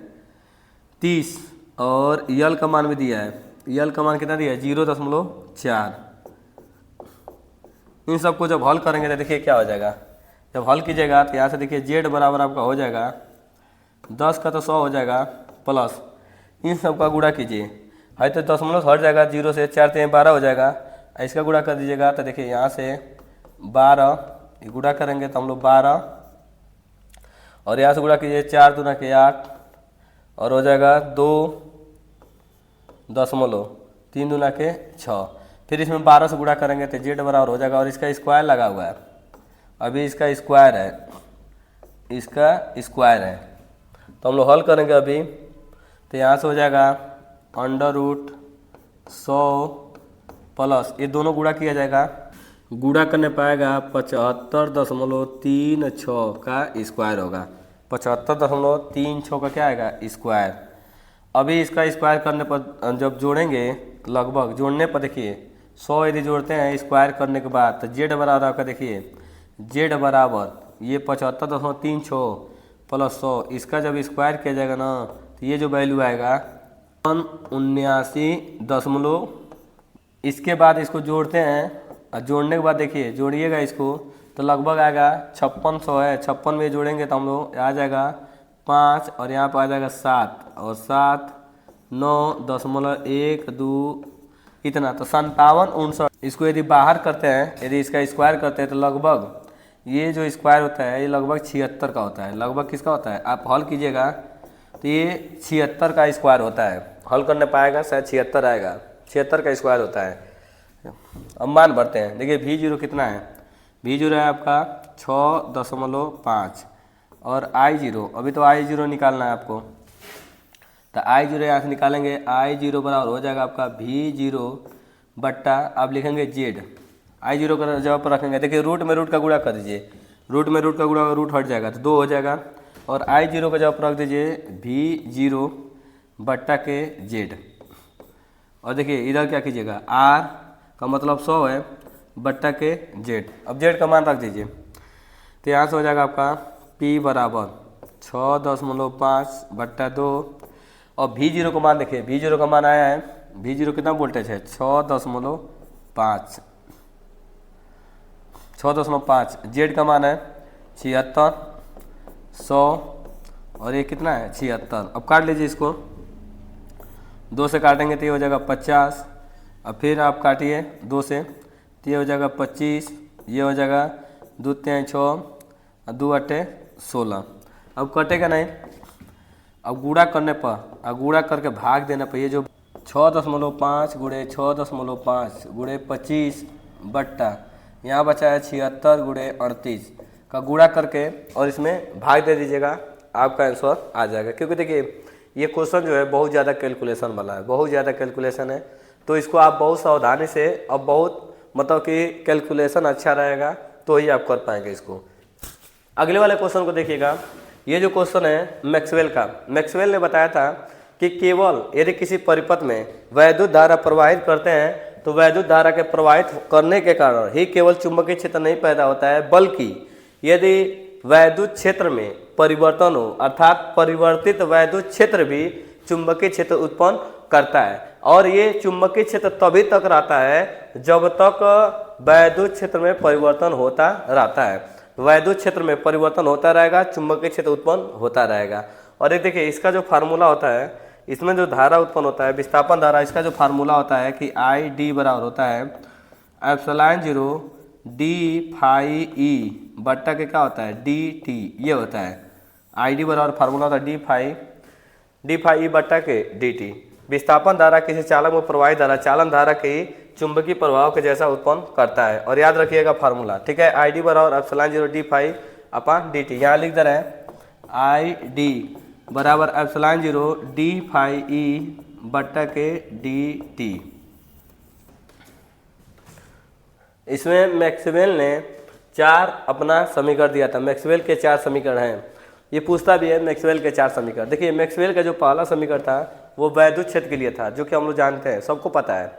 वैद्युत क्षेत्र में गॉस का प्रमेय, वैद्युत क्षेत्र में गॉस का प्रमेय होता है किसी बंद पृष्ठ से, किसी भी बंद पृष्ठ जो होता है उसमें उपस्थित आवेश के कारण गुजरने वाला कुल वैद्युत फ्लक्स फाई का मान, गुजरने वाला कुल विद्युत फ्लक्स फाई का मान उस बंद पृष्ठ में उपस्थित कुल आवेश तथा ε0 का अनुपात के क्या होता है, बराबर होता है। ये होता है गॉस का नियम, और यही होता है मैक्सवेल का वैद्युत चुंबकीय तरंगों के लिए गॉस का प्रमेय। मतलब कुल मिला जुला कर मैक्सवेल का प्रथम समीकरण है। मैक्सवेल ने अपना 4 इक्वेशन दिया था, 4 समीकरण दिया था। देखिए दूसरा समीकरण बोले थे चुंबकीय क्षेत्र के लिए गॉस का प्रमेय। देखिए ये तो वैद्युत क्षेत्र के लिए, मतलब वैद्युत क्षेत्र के लिए है, और चुंबकीय क्षेत्र के लिए गॉस का प्रमेय क्या होता है। देखिए जब वैद्युत क्षेत्र की बात करेंगे तो वैद्युत क्षेत्र के भीतर यदि कोई आवेश रख दिया जाता है, क्यू आवेश, ठीक है, क्यू आवेश रख देंगे, तो इससे जो गुजरने वाला कुल वैद्युत फ्लक्स होता है वो क्या होता है, आवेश बट्टा क्या होता है, ε0 होता है। लेकिन यदि आप कोई बंद पृष्ठ रख दीजिए, बंद पृष्ठ, इसमें एक कोई आवेश के जगह पर चुंबक रख दीजिए, चुंबक में क्या होता है, नॉर्थ पोल साउथ पोल, तो चुंबकीय बल रेखाएं, जितना चुंबकीय बल रेखाएं निकालेंगी नॉर्थ पोल, 3 गो निकाल रही है या 4 गो निकाल रही है, तो उतना ही ये बुला लेगी। साउथ पोल यदि 3 निकाली है नॉर्थ वाला, तो साउथ वाला उतना ही 3 गो क्या कर लेगा, 4 गो निकाला तो 4 गो बुला लेगा। नॉर्थ वाला 4 गो निकाला है, चुंबकीय बल रेखा है, तो साउथ वाला 4 गो बुला लेगा। तो इसके कारण गुजरने वाला कुल चुंबकीय फ्लक्स 0 हो जाएगा। तो इसके कारण गुजरने वाला कुल चुंबकीय फ्लक्स क्या हो जाएगा, जीरो। तो ये जो है मैक्सवेल का दूसरा समीकरण है। देखिए मैक्सवेल ने बताया था कि कुल चुंबकीय फ्लक्स क्या होता है, जीरो होता है। आप समझ भी गए होंगे कि क्यों जीरो हो जा रहा है, क्योंकि नॉर्थ पोल का काम होता है चुंबकीय बल रेखाओं को निकालना और साउथ पोल का काम होता है चुंबकीय बल रेखाओं को अपने तरफ बुलाना।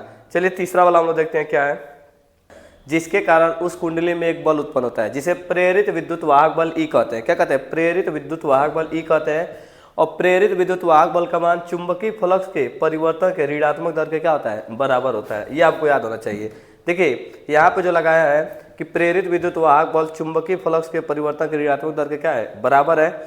वो ऐसे ही देखिए जो आपका प्रेरित विद्युत वाहक बल ई इंटू डी एल, जैसे यहाँ पे बी इंटू डी ए होता है, यहाँ पे क्या करेंगे ई इंटू डी एल, ऐसे लिखा जाएगा। ठीक है,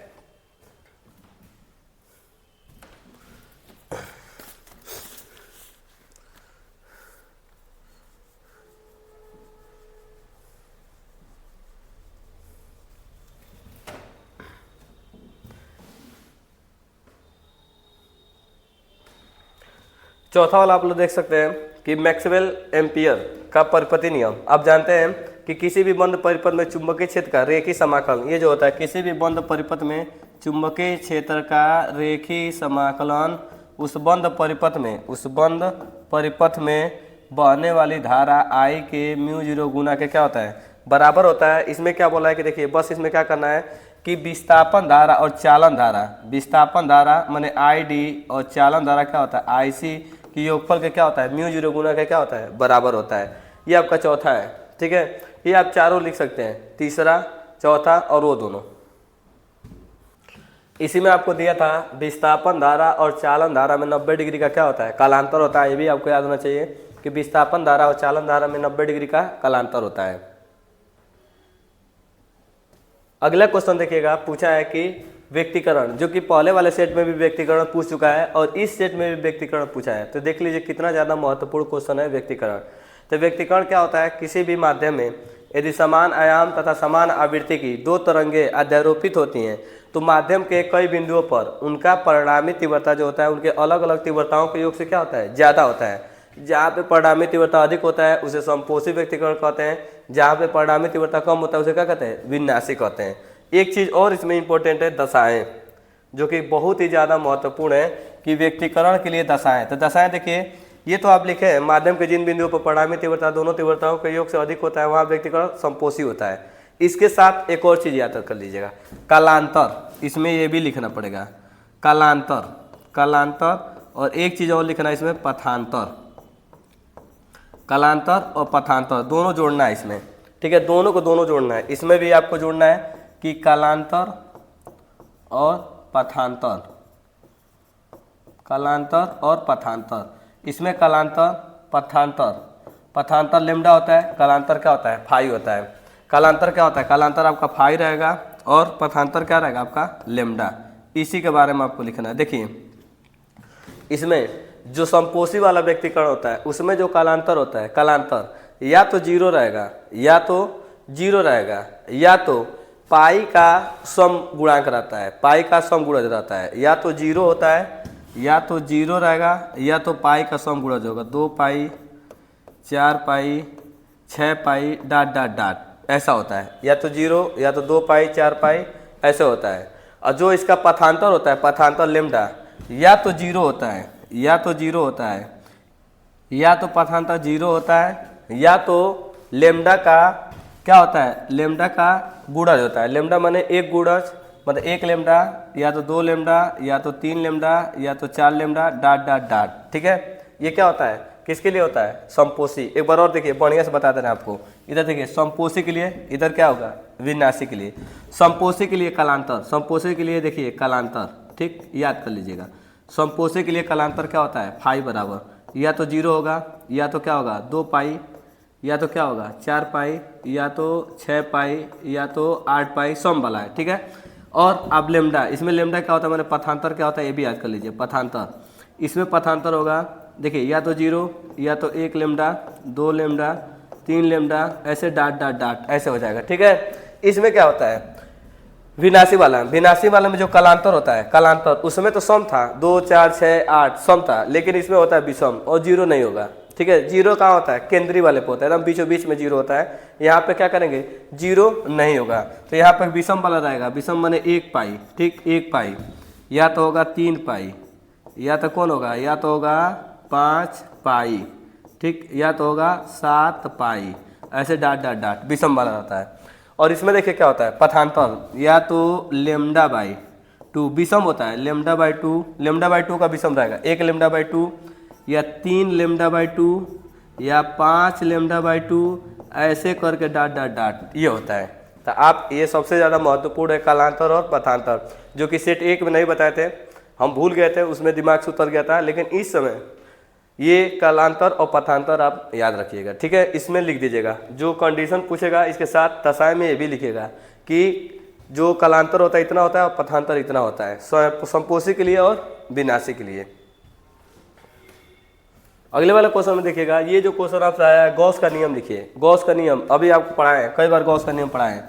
किसी बंद पृष्ठ में, किसी भी बंद पृष्ठ में उपस्थित आवेश के कारण, किसी बंद पृष्ठ में उपस्थित आवेश के कारण गुजरने वाला कुल वैद्युत फ्लक्स, किसी बंद पृष्ठ में उपस्थित आवेश के कारण गुजरने वाला कुल वैद्युत फ्लक्स, ठीक है, इससे गुजरने वाला कुल वैद्युत फ्लक्स फाई का मान उस बंद पृष्ठ में उपस्थित कुल आवेश Q तथा एप्सिलॉन 0 का अनुपात के क्या होता है, बराबर होता है। यही होता है गॉस का प्रमेय। तो आपसे बोला है कि गॉस का प्रमेय आपको लिखना है, ठीक है, लिखना है। इसकी सहायता से एक समान आवेशित पतले गोली आवेश Q r त्रिज्या के कारण विद्युत क्षेत्र की तीव्रता मान बताना है, उसके बाहर, ठीक, उसके भीतर और उसके सतह पर, ठीक है। तो हम लोग पहले से क्या करेंगे, गॉस का नियम लिखेंगे।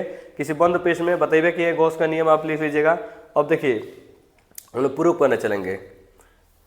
ये उत्पत्ति इसका, माना r त्रिज्या का एक खोखला गोला है जिस पर प्लस Q आवेश रखा गया है और गोले के पृष्ठ बहुत सूक्ष्म, इसको प्रूफ करके दिखाएंगे कि देखिए, एक आप लोग क्या लीजिएगा, एक गोला लीजिएगा जो कि आवेशित गोला है, ध्यान दीजिएगा, एक आप आवेशित गोला लीजिए, इस पर प्लस Q आवेश दे दीजिए, प्लस Q आवेश, ठीक है, प्लस Q आवेश है, डेरिवेशन है, प्लस Q आवेश हम लोग इस पर क्या कर दिए, दे दिए। इसकी त्रिज्या कितनी लेंगे, इसकी त्रिज्या R है, कैपिटल R है। इसकी जो त्रिज्या है वो कितना है, इसकी त्रिज्या कैपिटल R है, इसका केंद्र O है। अभी बोला है कि इस आवेशित गोले के बाहर हमको क्या बताना है, पहले इसके बाहर निकालना है। इसके बाहर कितना होगा वैद्युत क्षेत्र, इसके बाहर पहले हम निकालते हैं। इसके बाहर एक ऐसा गोला बनाएंगे, इसके बाहर अभी निकालना है, और जो बाहर निकालना है इसकी जो त्रिज्या है स्मॉल r है, इसकी त्रिज्या कितना लेना है, स्मॉल r। हम लोग क्या करेंगे, जिस बिंदु पर निकालना है, जिस बिंदु पर बाहर, मान लीजिए इस P बिंदु पर निकालना है, इस P बिंदु पर एक छोटा सा क्या लेंगे, क्षेत्रफल, छोटा सा लेंगे क्षेत्रफल। इस पर दिखाएंगे वैद्युत क्षेत्र की तीव्रता E जो कि सामने होगा, और क्षेत्रफल वेक्टर लिखेंगे जो कि DA, ये भी किधर होगा, इधर भी सामने होगा, दोनों को दोनों एक ही दिशा में होगा। तो यहाँ पर जो थीटा डिग्री कोण बनेगा वो बनेगा 0। तो हम लोग लिखेंगे इस छोटे से जगह से गुजरने वाला विद्युत फ्लक्स लिखेंगे D फाई ई बराबर लिखेंगे E डॉट और क्या लिखेंगे DA, E dot DA, dot product हटाएंगे तो कास थीटा लिखेंगे, तो यहाँ से हो जाएगा D फाई E बराबर लिखेंगे E और लिखेंगे DA और क्या लिखेंगे कास थीटा बने कास 0, क्योंकि दोनों एक ही दिशा में है, तो थीटा कितना होगा 0। और कास 0 का मान कितना होता है, कास 0 का मान होता है 1, तो हो जाएगा E DA कास 0 का मान 1। हम लोग क्या करेंगे, इसको इस जगह से, इस छोटे से जगह से गुजरने वाला विद्युत फ्लक्स है, पूरे जो गोला बनाया है इस पूरे गोले से गुजरने वाला, तो क्या निकालेंगे विद्युत फ्लक्स। तो दोनों तरफ का क्या कर देंगे समाकलन, दोनों तरफ का समाकलन किया जाएगा, इधर हो जाएगा E और DA, D फाई का हमेशा फाई होगा, D फाई का फाई हो जाएगा, E बाहर निकल जाएगा, E बाहर निकलेगा तो बचेगा DA, तो फाई बराबर हो जाएगा E, DA का जो क्षेत्रफल लिखेंगे तो ये हो जाएगा 4 पाई R स्क्वायर, क्योंकि यहाँ से और यहाँ तक है 4 पाई R स्क्वायर। और इसको बना देंगे समीकरण नंबर 1 और बोलेंगे हम जानते हैं, क्या जानते हैं, गॉस का प्रमेय जानते हैं, फाई बराबर क्या होता है Q बट्टा एप्सिलॉन 0। इसको बनाएंगे समीकरण नंबर 2। दोनों का बायां पक्ष क्या है, बराबर है। यदि बायां पक्ष बराबर है तो दाहिना पक्ष ऑटोमेटिक क्या हो जाएगा, बराबर हो जाएगा। तो हो जाएगा E गुणे 4 पाई R स्क्वायर बराबर लिखेंगे Q अपान एप्सिलॉन 0। त्रिज्या का गुणा कर देंगे तो E बराबर हो जाएगा 1/4 पाई एप्सिलॉन 0 और ये हो जाएगा Q बट्टा के R स्क्वायर। ये आपका होगा यहाँ पे वैद्युत क्षेत्र की तीव्रता। अब एक चीज़ ध्यान दीजिएगा, आप सबको पता होगा कि सिग्मा क्या होता है। सिग्मा होता है पृष्ठीय आवेश घनत्व। सिग्मा बराबर होता है Q, ठीक है, सिग्मा बराबर होता है Q बट्टा A, ये होता है। यदि आप तिर्यक गुणा कर दीजिएगा तो Q बराबर लिखेंगे सिग्मा और क्या लिखेंगे sigma into A, sigma into A, sigma गुणे A लिख देंगे Q के जगह पे। तो यहाँ पे Q के जगह पर रख सकते हैं E बराबर 1/4 पाई एप्सिलॉन 0 और सिग्मा का Q के जगह पे लिखेंगे सिग्मा और A हो जाएगा और नीचे क्या है, नीचे आपका है R स्क्वायर। अब देखिए यहाँ से E बराबर 1/4 पाई एप्सिलॉन 0 और सिग्मा को रहने देंगे, क्षेत्रफल लिखेंगे तो गोले का क्षेत्रफल, गोले का क्षेत्रफल होता है यहाँ पे, गोले का क्षेत्रफल लिखेंगे 4 पाई R स्क्वायर बट्टा के क्या है R स्क्वायर है। तो यहाँ से देखिए 4 पाई से 4 पाई कट जाएगा, यहाँ से E बराबर आपका आ जाएगा सिग्मा अपान एप्सिलॉन 0 और ये हो जाएगा R स्क्वायर बट्टा के R स्क्वायर। ये आप प्रूफ हो जाएगा यहाँ से गोले के बाहर, गोले के बाहर। और यदि गोले के पृष्ठ पे कंडीशन नंबर 1 बताएगा, ठीक है, और गोले के बाहर यदि निकालते हैं कंडीशन नंबर 2, ये गोले के बाहर है, गोले के पृष्ठ पे निकालेंगे, गोले के पृष्ठ पर, तो ये जो दूरी होगी R वाला, स्मॉल r किसके बराबर हो जाएगा, कैपिटल R के बराबर हो जाएगा। तो इसमें रखा जाएगा तो E बराबर हो जाएगा सिग्मा एप्सिलॉन 0 और यहाँ हो जाएगा R स्क्वायर और भी हो जाएगा R स्क्वायर, ये इसे कट जाएगा तो E बराबर हो जाएगा सिग्मा अपान एप्सिलॉन 0 क्या पे होगा, पृष्ठ पे होगा, किसके जगह, इस आवेशित गोले के पृष्ठ पर, यहाँ पे होगा, यहाँ पे। और देखिए तीसरा जब निकालेंगे गोले के भीतर, तो देखिए गोले के भीतर ना, गोले के भीतर कोई आवेश ही नहीं है, गोले के भीतर Q बराबर क्या है 0। जब Q बराबर 0 हो जाएगा तो आपका वैद्युत फ्लक्स, क्योंकि फाई भी क्या हो जाएगा, फाई भी 0 हो जाएगा, तो यहाँ से आपका E बराबर क्या हो जाएगा 0, क्योंकि E आपका 0 ऐसे हो जाएगा क्योंकि फाई बराबर होता है E है, ठीक है। तो E क्या हो जाएगा, E हो जाएगा 0, क्योंकि इसके भीतर कोई आवेश नहीं है, सब इसके बाहर आवेश है। तो इसके भीतर आवेश नहीं है तो कोई वैद्युत फ्लक्स गुजरेगा नहीं, यहाँ इसके भीतर वैद्युत क्षेत्र की तीव्रता क्या होगी 0 हो जाएगी। अगला वाला क्वेश्चन देखिएगा, अगला क्वेश्चन आपसे है ध्रुवण, प्रकाश का ध्रुवण। ध्रुवण देखिए क्या होता है कि जब कोई अध्रुवित प्रकाश, जब कोई अध्रुवित प्रकाश जो होता है, अध्रुवित प्रकाश ऐसे होता है, कोई अध्रुवित प्रकाश, ठीक है, ऐसे होता है अध्रुवित प्रकाश।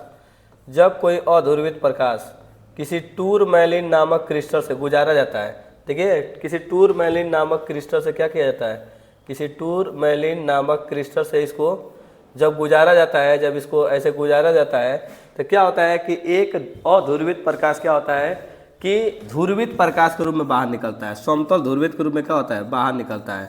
ये जो अध्रुवित प्रकाश है निकलता है किससे, समतल ध्रुवित प्रकाश के रूप में। तो ये जो घटना कहलाती है वो ध्रुवण कहलाती है, ठीक है। ये जो होता है क्रिस्टल जो होता है वो आपका टूरमैलिन नामक क्रिस्टल होता है। तो बोलेंगे जब कोई अध्रुवित प्रकाश को टूरमैलिन नामक क्रिस्टल से जब गुजारा जाता है तो अध्रुवित प्रकाश के केवल वही प्रकाश किरणें इसमें से गुजर पाते हैं जो टूरमैलिन के समांतर होते हैं, जो टूरमैलिन के समांतर होते हैं वो बाहर निकल जाते हैं, बाकी टूरमैलिन उनको रोक लेता है। ये जो घटना कहलाता है ये कहलाता है प्रकाश का ध्रुवण, ठीक है, प्रकाश का ध्रुवण।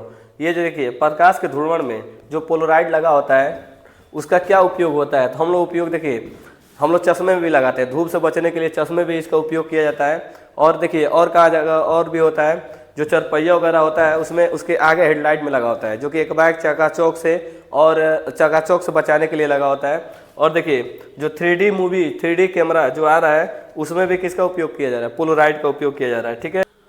अगले वाले क्वेश्चन को देखिएगा, इस क्वेश्चन में आपसे क्या बोला है, देखिए सबसे पहले दिया 2.5 इलेक्ट्रॉन वोल्ट। ये क्या बोला है, इलेक्ट्रॉन वोल्ट, इसको हम लोग बोलेंगे इलेक्ट्रॉन और वोल्ट, इलेक्ट्रॉन वोल्ट के कार्यफलन। जो कार्यफलन होता है उसे W से दिखाते हैं। क्या दिया है 2.5 इलेक्ट्रॉन वोल्ट। कार्यफलन वाले धातु में 4000 एंगस्ट्रॉम की तरंग दैर्ध्य, जो तरंग दैर्ध्य दिया है वो दिया है 4000 एंगस्ट्रॉम। एंगस्ट्रॉम को आप मीटर में बदल सकते हैं। डालने पर उत्सर्जित फोटो इलेक्ट्रॉन की गतिज ऊर्जा, गतिज ऊर्जा मैंने आपसे पूछा है अधिकतम गतिज ऊर्जा में वेग पूछा है, V मैक्सिमम वेग पूछ दिया है। और साथ में क्या पूछा है, संवेग। संवेग बराबर होता है द्रव्यमान गुणे वेग। संवेग द्रव्यमान गुणे वेग, तो वेग पता रहेगा तो आपको संवेग पता चल जाएगा। तो सबसे पहले देखिए, आपको पता है कि सूर्य से आने वाली ऊर्जा जो होती है वो बंडल या पैकेट के रूप में आती है, प्रोटॉन के बंडल या पैकेट में आती है और धातु की सतह पर गिरती है तो अपनी ऊर्जा को 2 भागों में व्यय कर देती है। एक भाग जो होता है कार्यफलन और एक भाग होता है गतिज ऊर्जा। तो यहाँ से देखिए E सूत्र होता है hc/λ, ये सूत्र होता है hc/ क्या होता है, लेमडा होता है, जो कि लेमडा दिया है। और आपको कार्यफलन भी दे दिया है, कार्यफलन दिया है 2.5 इलेक्ट्रॉन वोल्ट प्लस गतिज ऊर्जा आप लगाएंगे 1/2 mv²। ठीक है, तो सबसे पहले हम गतिज ऊर्जा निकाल लेते हैं, उसके बाद हम लोग ये वैल्यू निकालेंगे। पहले गतिज ऊर्जा ही निकाल लेते हैं हम लोग, कितना आएगा गतिज ऊर्जा। तो यहाँ से देखिए hc/λ, यश का मान आप जानते हैं कितना होता है 6.6 × 10⁻⁻34 और सी का मान होता है 3 × 10⁸ और नीचे देखिएगा लेमडा का मान दिया है 4000 एंगस्ट्रॉम को बदलेंगे 10⁻⁻10, ये हो जाएगा मीटर बराबर, इधर है आपका 2.5 इलेक्ट्रॉन वोल्ट प्लस के दिया है। आगे हल करते हैं इसको, तो देखिए कितना हो जाएगा। ये जब हल करते हैं तो गुणा कर लीजिएगा 36 18 और 36 18 1 19, तो ये हो जाएगा 19.8 यहाँ पे आ जाएगा। और घात सब एक पास लेके जाइए।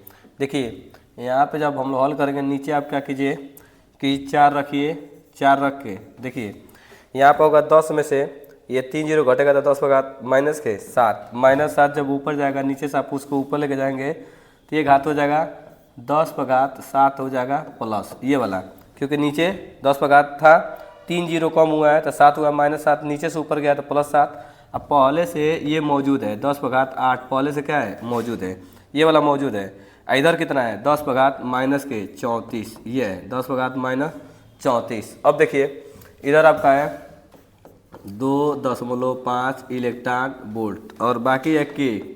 ठीक, एक बात देखिएगा, ध्यान दीजिएगा, पहले घात घटा लीजिए और ये जूल में इधर, उधर इलेक्ट्रॉन वोल्ट में है। यदि आप चाहते हैं कि इधर वाला भी इलेक्ट्रॉन वोल्ट में हो जाए तो एक आपको काम करना पड़ेगा। देखिए 9.8 पहले घटा लीजिए, ये हो जाएगा 7 8 15, ये हो जाएगा 10⁻⁻34 गुणे 10⁻+15 और नीचे ये 4 है और 1.6 गुणे 10⁻⁻19 से भाग दे देंगे तो ये भी इलेक्ट्रॉन वोल्ट में हो जाएगा। ये प्लस वाला इधर लेकर आ जाएंगे तो ये माइनस हो जाएगा 2.5 इलेक्ट्रॉन वोल्ट बराबर इधर क्या बचा रहेगा के। क्यों इलेक्ट्रॉन वोल्ट से इलेक्ट्रॉन वोल्ट ही घटेगा, इसीलिए इसको इलेक्ट्रॉन वोल्ट में किए हैं। किससे भाग दिए हैं 1.6 गुणे 10⁻⁻19। अब देखिए -19 को आप नीचे से ऊपर लेके जाइए और जोड़िए। अब देखिए यहाँ से क्या होगा, एक अंक पर दशमलव ऊपर है, एक अंक पर दशमलव नीचे है, तो ये दशमलव से ये दशमलव कट जाएगा, ये कट जाएगा तो आपका हो जाएगा 198 और इधर हो जाएगा आपका, चाहे तो 16 से होकर 64 कर लीजिए या 4 गुणे 16 ही रहने दीजिए। अब देखिए 10⁻−34 और ये जाएगा 19 प्लस, तो 19 प्लस है, ये ऊपर जाएगा तो 19 प्लस और ये है 15, इन दोनों को जोड़ दीजिए। जोड़ने पर आपका होगा 34, कितना आएगा 34 प्लस 34 होगा जोड़ने पर इलेक्ट्रॉन वोल्ट। ये भी है 2.5 इलेक्ट्रॉन वोल्ट बराबर के। अब देखिए 34 से 34 तक कट ही जाएगा, प्लस माइनस कट जाएगा। और 16 चौको 64 से आप इसमें भाग दीजिए। पहले इसको काट लीजिए, 2 से काट लीजिए, 2 से काटेंगे कितना होगा 2 9 18 और ये हो जाएगा 2 9 18 और 2 से काटेंगे इसको हो जाएगा आपका 8 चौको 32 में 99 से भाग दीजिएगा तो भाग देने पाएगा 3.09, ये आएगा भाग देने पर इलेक्ट्रॉन वोल्ट -2.5 इलेक्ट्रॉन वोल्ट बराबर के। अब घटा दीजिए, इसमें से घटाएंगे हम लोग तो देखिए कैसे घटेगा, घटाने पाएगा 3.09 में से आप घटाइए 2.5 ऐसे 0 9 बचेगा, यहाँ हासिल दे देगा तो यहाँ हो जाएगा 10 में से 5 घटेगा तो 5, यहाँ आ जाएगा क्या हो जाएगा 0, तो यहाँ से बच जाएगा आपका 0.59 इलेक्ट्रॉन वोल्ट। किसके बराबर आ गया के के बराबर, के माने गतिज ऊर्जा, के बराबर 0.59 इलेक्ट्रॉन वोल्ट। अब देखिए यहाँ तक तो आपने काम कर दिया, अभी आपको थोड़ा सा और काम करना है, क्योंकि के बराबर होता है 1/2 mv² बराबर ये है 0.59 इलेक्ट्रॉन वोल्ट। अब देखिए हमको v² बराबर, ये गुणा में इधर जाएगा तो 0.59 गुणे 2 हो जाएगा, और यम गुणा में है तो यम नीचे आ जाएगा। ठीक, अब देखिए यहाँ से हल कैसे करेंगे। और इलेक्ट्रॉन वोल्ट को यहाँ पे जो 0.59 इलेक्ट्रॉन वोल्ट है उसको हम लोग को जूल में चेंज करना होगा, क्योंकि वेग मीटर पर सेकेंड होता है, तो इसको जूल में लाने के लिए 1.6 गुणे 10⁻⁻19 से क्या करेंगे, गुणा। अब देखिए v² बराबर द्रव्यमान लिखेंगे तो यहाँ द्रव्यमान होगा 9.1 गुणे 10⁻31 इलेक्ट्रॉन का द्रव्यमान होता है। और इसमें आप गुणा कर लीजिए, 16 दूना का 32, यहाँ हो जाएगा 0.59 3.2 गुणे 10⁻⁻19। ये नीचे वाला आप ऊपर लेके जाएंगे, इसका घात हो जाएगा प्लस, तो v² बराबर हो जाएगा 31 में से 19 घटा दीजिए, 31 में से आप 19 तुरंत घटा दीजिए, प्लस के 12 बचेगा, प्लस के क्या बचेगा 12, क्योंकि नीचे वाला जाएगा तो माइनस वाला हो जाएगा प्लस, और बाकी इन दोनों का गुणा करिए 1.888, ये गुणा करने पाएगा, नीचे कितना है 9.1। इसमें जब भाग दिया जाएगा, ऊपर देखिए ऊपर v² बराबर भाग देने पाएगा 0.207, और देखिए यहाँ पे कितना है 10⁻12। ठीक, इसका स्क्वायर हटाएंगे तो ये 10⁻12 है वो 10⁻6 बन जाएगा, आधा हो जाएगा। और इसका देखेंगे 0.207 किसका वर्ग होता है, तो ये लगभग 0.46 का वर्ग होता है, तो ये आ जाएगा इतना मीटर पर सेकेंड। ये क्या आ जाएगा, आपका वेग आ जाएगा, जो कि वेग पूछा है मैक्सिमम, तो ये वेग आएगा। और बाकी संवेग निकालना है, तो संवेग बराबर होता है द्रव्यमान गुणे वेग। तो बस आप क्या कर लीजिए, द्रव्यमान तो आप जानते हैं इलेक्ट्रॉन का 9.1 गुणे 10⁻31, और वेग आप निकाल दिए हैं 0.46 गुणे 10⁻6। बस इसको हल कर लीजिए, हल करेंगे तो देखिए कितना आएगा, हल करने पर आपका आएगा P बराबर संवेग बराबर 9.1 का इसमें गुणा कीजिए, और घात वाला घात से 31 में से 6 घटा दीजिए, तो आपका माइनस के 25 बचेगा, और साथ में 0.46 का गुणा कीजिए 9.1 में, तो आएगा 218 गुणे 10⁻−25। इसको आप लोग आंसर में जो दिया है वो 4.2 दिया है, 18 को क्या कर लिया 2 कर लिया, तो आंसर ये भी लिख सकते हैं 4.2 करके 10⁻−25, ये आंसर दिया है। ठीक है, इस क्वेश्चन को देखते हैं, काफ़ी क्वेश्चन कठिन है। ऐसा क्वेश्चन बोर्ड में आता है तो बहुत बच्चों को बहुत ही ज़्यादा प्रॉब्लम होती है, क्योंकि बच्चे इतना ज़्यादा कैलकुलेशन नहीं कर पाएंगे, बहुत ज़्यादा टाइम लगता है इस कैलकुलेशन में। क्वेश्चन देखिएगा, अगला क्वेश्चन जो आया हुआ है आपका न्यूमेरिकल है। ठीक है, इस न्यूमेरिकल में देखिएगा ये आपका एक फिगर बना दिया है, और यहाँ पे देखिए ये दिया है पाला, क्या दिया है कि माइक्रोफैरेड, 12 माइक्रोफैरेड लिखा है, 12 माइक्रोफैरेड, ये फिर दिखा है 6 माइक्रोफैरेड, और फिर आगे यहाँ दिया है 2 माइक्रोफैरेड संधारित है, यहाँ दिया है 6 माइक्रोफैरेड, यहाँ दिया है 3 माइक्रोफैरेड। ठीक, सबसे पहले हम लोग देखते हैं कि क्या ये संधारित, मतलब क्या ये व्हीटस्टोन बना रहा है। तो व्हीटस्टोन आप जानते हैं क्या होता है, P/Q बराबर होता है R/S। यदि इस नियम का पालन करेगा तो ये एक व्हीटस्टोन होगा। तो व्हीटस्टोन में देखते हैं P मने रखेंगे 12/P/Q 6 रखेंगे, उधर क्या होगा ये रखेंगे R/S, तो ये होगा 6 दूना का 12, ये होगा 3 दूना के 6, तो बराबर आ रहा है। तो बराबर आ रहा है तो इसका मतलब क्या है, ये एक व्हीटस्टोन को फॉलो कर रहा है। तो चलिए हम लोग इस सवाल को लगाते हैं। सवाल में देखिए, जब हम लोग बोलेगा कि व्हीटस्टोन होता है तो बीच वाले में कोई धारा प्रवाहित नहीं होता है, मतलब कि इसमें कोई आवेश नहीं जाएगा। जब व्हीटस्टोन होता है ना तो बीच वाले में कोई आवेश नहीं होता है, ना धारा जाता है। ठीक है, केवल इसमें जो आवेश या जो धारा इसमें जाता है, जो धारा या जो आवेश जाएगा इसमें, जो इसमें जाएगा वही इसमें जाएगा। ये दोनों किस क्रम में होंगे, ये वाला और ये वाला श्रेणी क्रम में होगा। ठीक है, ये दोनों मिलके एक बनाएंगे सब, ये दोनों मिलके एक बनाएंगे सब। और श्रेणी क्रम के लिए देखिए क्या सूत्र होता है, ये 12 वाला और 6 वाला श्रेणी क्रम का सूत्र होता है 1/C बराबर होगा 1/C1 और 1/C2। ठीक, तो हम लोग वैल्यू भरेंगे 1/C बराबर C1 कितना है 12 और C2 कितना है 6। इन दोनों को हल करेंगे तो 1/C बराबर एलसीएम कितना होगा 12 से 12 एक बार में कटेगा, 6 दूना के 12, 2 हो जाएगा 1/C, ये हो जाएगा 3/12 उल्टा करेंगे तो ये हो जाएगा 12/3, 3 चौको 12। तो पहला आएगा 4 माइक्रो फैरेड। इन दोनों को हल करने पर 4 आएगा। फिर इन दोनों को हल करते हैं तो लिखेंगे 1/, इसको लिख दीजिए 1/c डैश, इसको लिख दीजिए c डबल डैश। इन दोनों को हल कीजिएगा। ये भी किस क्रम में, श्रेणी क्रम में। तो 1/c डबल डैश, 1/ वैल्यू रखेंगे 1/6 धन 1/3। इनका एलसीएम लेंगे, इन दोनों का एलसीएम लेंगे 1/c डबल डैश। एलसीएम होगा 6, 6 से 6 कटेगा, 1 बचेगा, 3 दूना के 6, 2 हो जाएगा।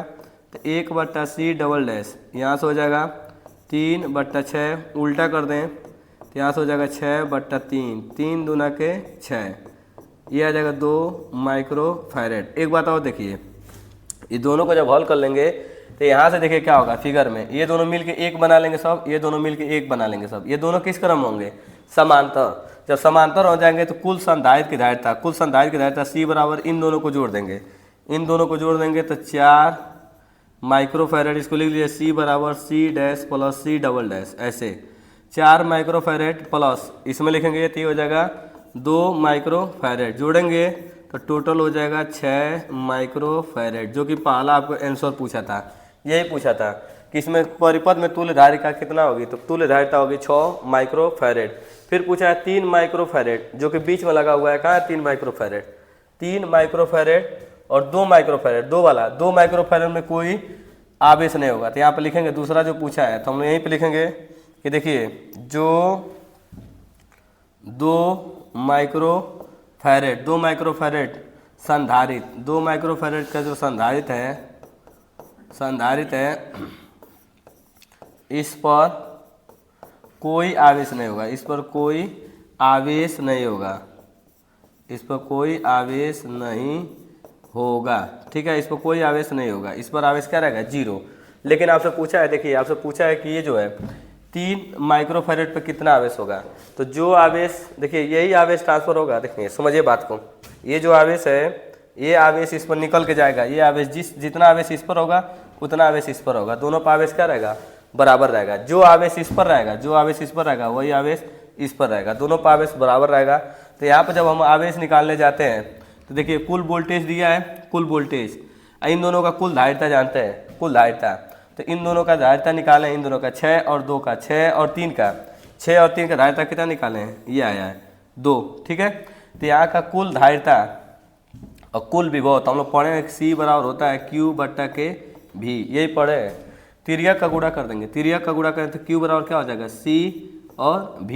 तो देखिए C की वैल्यू इन दोनों को हल किए हैं तो C की वैल्यू कितनी आई है, C की वैल्यू आई है 2, तो यहाँ 2 रख देंगे।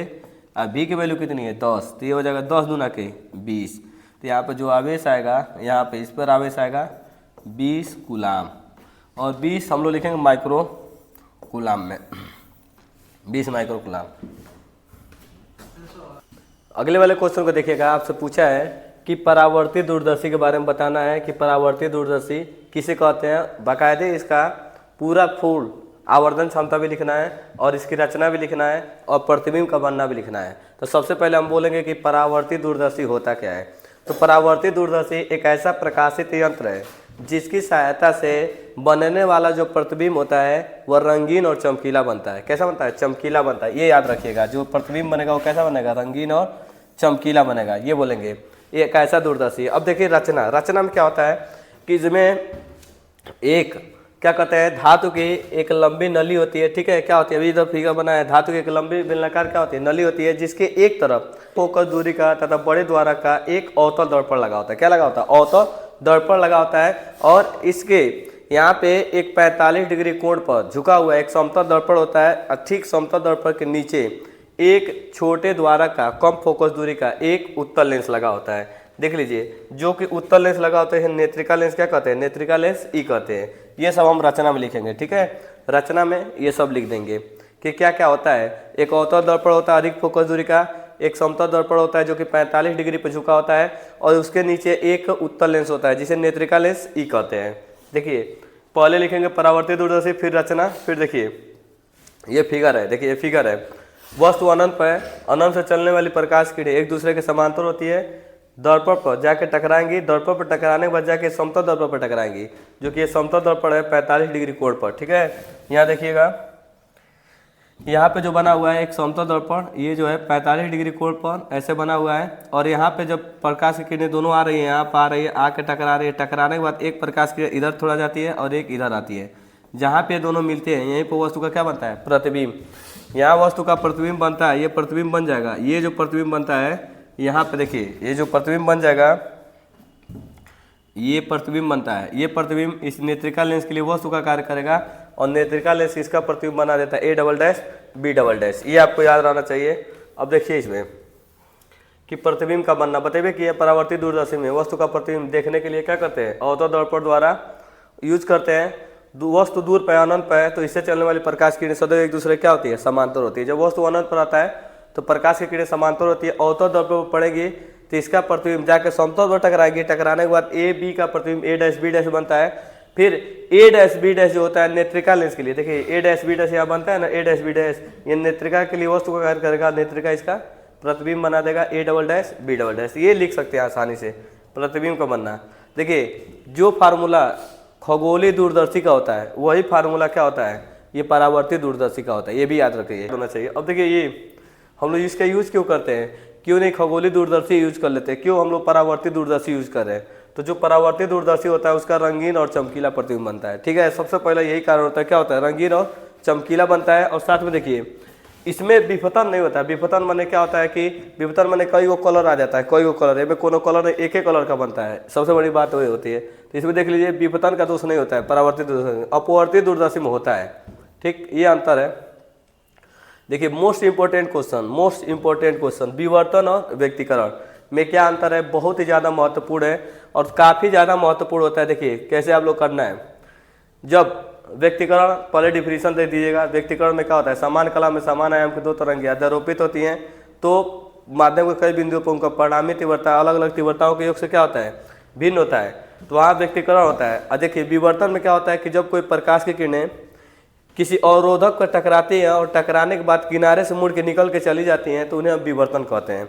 अब देखिए इसमें क्या होता है कि देखिए इसमें व्यक्तिकरण में क्या होता है कि जो फिंजे बनती है, फिंजे उनकी चौड़ाई न क्या हो सकती है, उनकी चौड़ाई समान हो सकती है या असमान भी रह सकती है, मतलब बराबर भी होती है और बराबर भी नहीं हो सकती है। लेकिन इसमें क्या होती है, विवर्तन में फिंजे कभी भी इनकी चौड़ाई बराबर नहीं होती है, इनमें समान चौड़ाई का नहीं बनता है। लेकिन इसमें जो फिंजे बनती है समान चौड़ाई की बन सकती है। ठीक है, समान चौड़ाई की बनती है या असमान चौड़ाई की, लेकिन इसमें हमेशा असमान चौड़ाई की बनती है। अब देखिए इसमें क्या होता है कि जो व्यक्तिकरण में जो फिंजे बनती है उनकी तीव्रता जो होती है वो उनकी तीव्रता एक समान जबकि रहती है। इसमें क्या होती है कि तीव्रता घटती जाती है।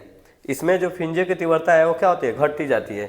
इसमें देखिएगा सबसे पहले यहाँ पे एक स्रोत होता है, यहाँ स्रोत होता है, इससे प्रकाश किरणें ऐसे निकलती हैं। एक स्रोत होता है, इससे प्रकाश किरणें निकलती हैं और यहाँ पे एक लेंस लगा होता है। यहाँ पे एक लेंस लगाएंगे जो कि प्रकाश किरणें ऐसे निकल के जाएंगी, ऐसे प्रकाश की किरणें निकलेंगी और निकलने के बाद देखिए यहाँ पे ऐसे सीधे जाएंगी ऐसे, और यहाँ पे हम लोग स्लिट लगाए रखते हैं। यहाँ पे एक स्लिट लगा रहेगा ऐसा, ठीक है। यहाँ भी नीचे एक स्लिट ऐसे लगा देंगे ऐसे, ठीक, ऐसे स्लिट एक लगा रहता है नीचे और ऊपर दोनों तरफ लगा रहेगा, ठीक है। अब देखिए इसमें क्या करते हैं, यहाँ पे जब ये प्रकाश की किरणें जा रही हैं तो चलने के बाद इसके आगे देखिए यहाँ पे मुड़ेंगी, ठीक है, क्योंकि यहाँ पे एक अवरोधक है। यहाँ पे कुछ प्रकाश किरणें ऐसे सीधे जाएंगी, ऐसे सीधे जाएंगी और यहाँ पे एक लेंस लगा दिए, यहाँ पे एक और उत्तल लेंस लगा दिए, यहाँ पे एक उत्तल लेंस लगा दिए। तो सीधे जाने के बाद कहीं ना कहीं मिलती हैं तो जाके ये कहाँ मिलेंगी, एक पर्दे पर जाके कहाँ मिलेंगी, पर्दे पर जाके मिलेंगी, ठीक है। ये पर्दे पर मिल जाएंगे। अब देखिए जरूरी नहीं है कि सब प्रकाश किरणें ऐसे ही जाए, क्योंकि यहाँ पे क्या हो रहा है, यहाँ पे देखिए अवरोधक चीज़ है, रुकने वाला चीज़ है। जहाँ अवरोधक रहता है वहाँ पे प्रकाश किरणें मुड़ती हैं, बेंड होती हैं। बेंड होने के बाद कुछ प्रकाश किरणें ऐसे जाएंगी यहाँ पे और कुछ प्रकाश किरणें ऐसे निकलेंगी। तो यहाँ पे देखिए, यहाँ पे आपका एक फिंज और यहाँ पे बनेगा, ठीक है, ऐसे प्रकाश किरणें। इसकी जो चौड़ाई लेते हैं वो क्या लेते हैं, ई लेते हैं। तो आपको इसमें फिगर भी बनाना है और साथ में ये दिखाना भी, लिख के पूरा दिखाना रहता है। इस वाले क्वेश्चन में देखिएगा बोहर का परमाणु मॉडल। बोहर का परमाणु मॉडल आपको याद भी होगा और नहीं याद होगा तो याद भी कर लीजिएगा कि बोहर ने 3 परमाणु मॉडल दिए थे। पहला परमाणु मॉडल होता है कि इलेक्ट्रॉन केवल उन्हीं कक्षाओं में चक्कर लगा सकता है जिनमें उनका कोणीय संवेग h/2 का क्या हो, पूर्ण गुणज हो। h/2 का पूर्ण गुणज हो, जो कि होता है देखिए J बराबर होता है h/2 का पूर्ण गुणज मैंने n से गुणा कर देंगे। J बराबर होता है I ओमेगा, जहाँ I क्या होता है, जड़त्व तो आगुण होता है, ओमेगा क्या है, कोणीय वेग है, I ओमेगा। ठीक है, पहला याद रहना चाहिए कि इलेक्ट्रॉन केवल उन्हीं कक्षाओं में चक्कर लगाता है जिनमें उनका कोणीय संवेग h/2 का क्या हो, पूर्ण गुणज हो। दूसरा होता है कि अस्थायी कक्षा में चक्कर लगाने वाले इलेक्ट्रॉन कभी ऊर्जा का उत्सर्जन नहीं करता है। अस्थायी कक्षा में चक्कर लगाने वाला इलेक्ट्रॉन कभी भी ऊर्जा का उत्सर्जन नहीं करता है। और तीसरा होता है कि जब किसी परमाणु को बाहर से ऊर्जा दिया जाता है तो उस परमाणु में उपस्थित इलेक्ट्रॉन अपनी कक्षा को छोड़ के निचली वाले कक्षा से ऊपरी वाले कक्षा में चला जाता है और केवल 10⁻⁸ सेकंड के लिए ठहरता है, पुनः अपनी प्रारंभिक कक्षा में क्या आता है, लौट आता है। और जब वो लौटता है तो तरंगे उत्सर्जित करते हुए आता है। ठीक है, इन्हें हम विद्युत चुंबकीय तरंगे कहते हैं। इन्हें स्पेक्ट्रम में प्राप्त करते हैं। ठीक है, जिस स्पेक्ट्रम में प्राप्त करते हैं वो जो होता है आपका लाइमन श्रेणी, बामन श्रेणी, पास्टन श्रेणी, फुंड श्रेणी, ब्रैकेट श्रेणी, आपको याद होगा। चलिए, इस क्वेश्चन में और भी कुछ दिया है। देखिए, इसमें जो फिगर दिया है उत्सर्जन स्पेक्ट्रम और अवशोषण स्पेक्ट्रम, ये आप बना लीजिएगा। और बनाने के बाद देखिए क्या हो रहा है कि जब ऊर्जा पा रहा है तो ऊपरी वाली कक्षा में से देखिए चौथा वाले में से पहले में आ रहा है, तीसरा में से भी आ रहा है और दूसरा में से भी आ रहा है। ऐसे आ रहा है ना। देखिए ये वाला क्या कर रहा है कि चौथा में से सीधे देखिए चौथा में से पहले आया, पहले में, उसके बाद ध्यान दीजिएगा फिर आपका आएगा ये चौथा में से सीधे पहले में आ रहा है। फिर देखिए तीसरा में से किस में आ रहा है, तीसरा में से भी किस में आ रहा है, पहले में आ रहा है। फिर दूसरा में से क्या आ रहा है, पहले में आ रहा है। ऐसे आप फिगर बना लीजिएगा अवशोषण का, उत्सर्जन का। तो देखिएगा एक क्वेश्चन जो है आपका पूछा है कि बंधन ऊर्जा। बंधन ऊर्जा आपको याद भी है कि बंधन ऊर्जा क्या होता है, किसी नाभिक को दिया गया वो ऊर्जा होती है जिसको पाके नाभिक में उपस्थित जो न्यूक्लियन होते हैं वो टूट के क्या होता है, टूट के दूर तक चले जाते हैं। ऐसी ऊर्जा को क्या कहते हैं, बंधन ऊर्जा कहते हैं। तो आपको बंधन ऊर्जा के बारे में लिखना है और बंधन ऊर्जा के लिए प्रति न्यूक्लियन द्रव्यमान संख्या के लिए एक विचरण बनाना है और नाभिकीय विखंडन, नाभिकीय संलयन की विचरण की सहायता से विवेचना करना है। ठीक है, तो हम लोग एक क्या करेंगे, पहले तो बंधन ऊर्जा लिखेंगे और साथ में कि द्रव्यमान संख्या के आधार पर क्या बताएंगे, एक विचरण दर्शाएंगे। देखिए यहाँ पे देखिए, और इसमें आपको फिगर भी बनाना है। फिगर बनाना है, ऐसे लिखना है। और देखिए इन सब को द्रव्यमान दिए गए हैं, इन सब का जो भी तत्व इनका द्रव्यमान दिया गया है और ये आपको फिगर क्या करना है, ये ड्रा कर लेना है, फिगर बनाना है। इस क्वेश्चन में इस फिगर को बनाना है। अगले वाले क्वेश्चन में देखिए ये क्वेश्चन हम लगा दिए हैं और इसीलिए लगाए हैं क्योंकि इसमें टाइम बहुत ज़्यादा हो गया है और जल्दी क्वेश्चन सॉल्व करना है। देखिए इस क्वेश्चन में दिया है कि एन टाइप की चालकता निकालना है। चालकता माने सिग्मा, जो कि विशिष्ट प्रतिरोध का मतलब क्या होता है, उल्टा होता है। विशिष्ट चालकता निकालना है। और देखिए क्या क्या दिया है, कोटर के लिए हम यूज किए हैं एच होल। देखिए यह दिया है चालन, चालन मैंने इलेक्ट्रॉनों का घनत्व एन ई से दिखा है। ठीक है, एन ई से ये घनत्व दिया है इतना सेंटीमीटर पर क्यूब। ये दिया होल, होल मैंने होता है कोटर, कोटर का ये घनत्व दिया है। फिर देखिए क्या है, गतिशीलता म्यू से दिखाते हैं। गतिशीलता किसे दिखाते हैं, म्यू से। तो ये इलेक्ट्रॉनों के लिए, मुक्त इलेक्ट्रॉनों के लिए गतिशीलता है और ये होल, होल मैंने कोटर, कोटर के लिए गतिशीलता है। तो टोटल ये दोनों गतिशीलता है, ये दोनों घनत्व है। ये फार्मूला दिया है अर्धचालक का। अर्धचालक जो है इसकी चालकता के लिए सूत्र दिया है, इलेक्ट्रॉन, एक इलेक्ट्रॉन पर आवेश, ये है इलेक्ट्रॉन का घनत्व माने मुक्त इलेक्ट्रॉनों का घनत्व, ये गतिशीलता मुक्त इलेक्ट्रॉनों का। ये है होल का, मतलब कि जितने भी होल है कोटर है उनकी क्या दिया है, कोई घनत्व दिया है और ये क्या दिया है, गतिशीलता दिया है। इसमें जो भी वैल्यू दिया है वैल्यू पुट कर दिए हैं और 1.6 × 10⁻−19 ई का मान होता है रख दिए हैं और हल करने के बाद ये आंसर आ जाएगा 2.9 × 10⁻−1 मीटर ओम 10⁻−1। हल करने के बाद ये वैल्यू आएगा 2.95 × 10⁻−1 ओम इनवर्स मीटर इनवर्स, जो कि सिग्मा का मात्रक होता है। ये आज का सबसे लास्ट क्वेश्चन है जो कि दिया है हास्य स्तर और विभवरोधक। ठीक है, इन दोनों के बारे में एक अलग से वीडियो बना दिया जाएगा और इस वीडियो को आप लोग देख लीजिएगा। तो ये पूरा सेट खत्म हो चुका है और ये जितने भी क्वेश्चन है आपके लिए काफ़ी महत्वपूर्ण क्वेश्चन है। और जहाँ तक ये लास्ट वाला जो दोनों टॉपिक है इसको किसी और वीडियो में बता दिया जाएगा या अलग से इसका हम वीडियो बना देंगे।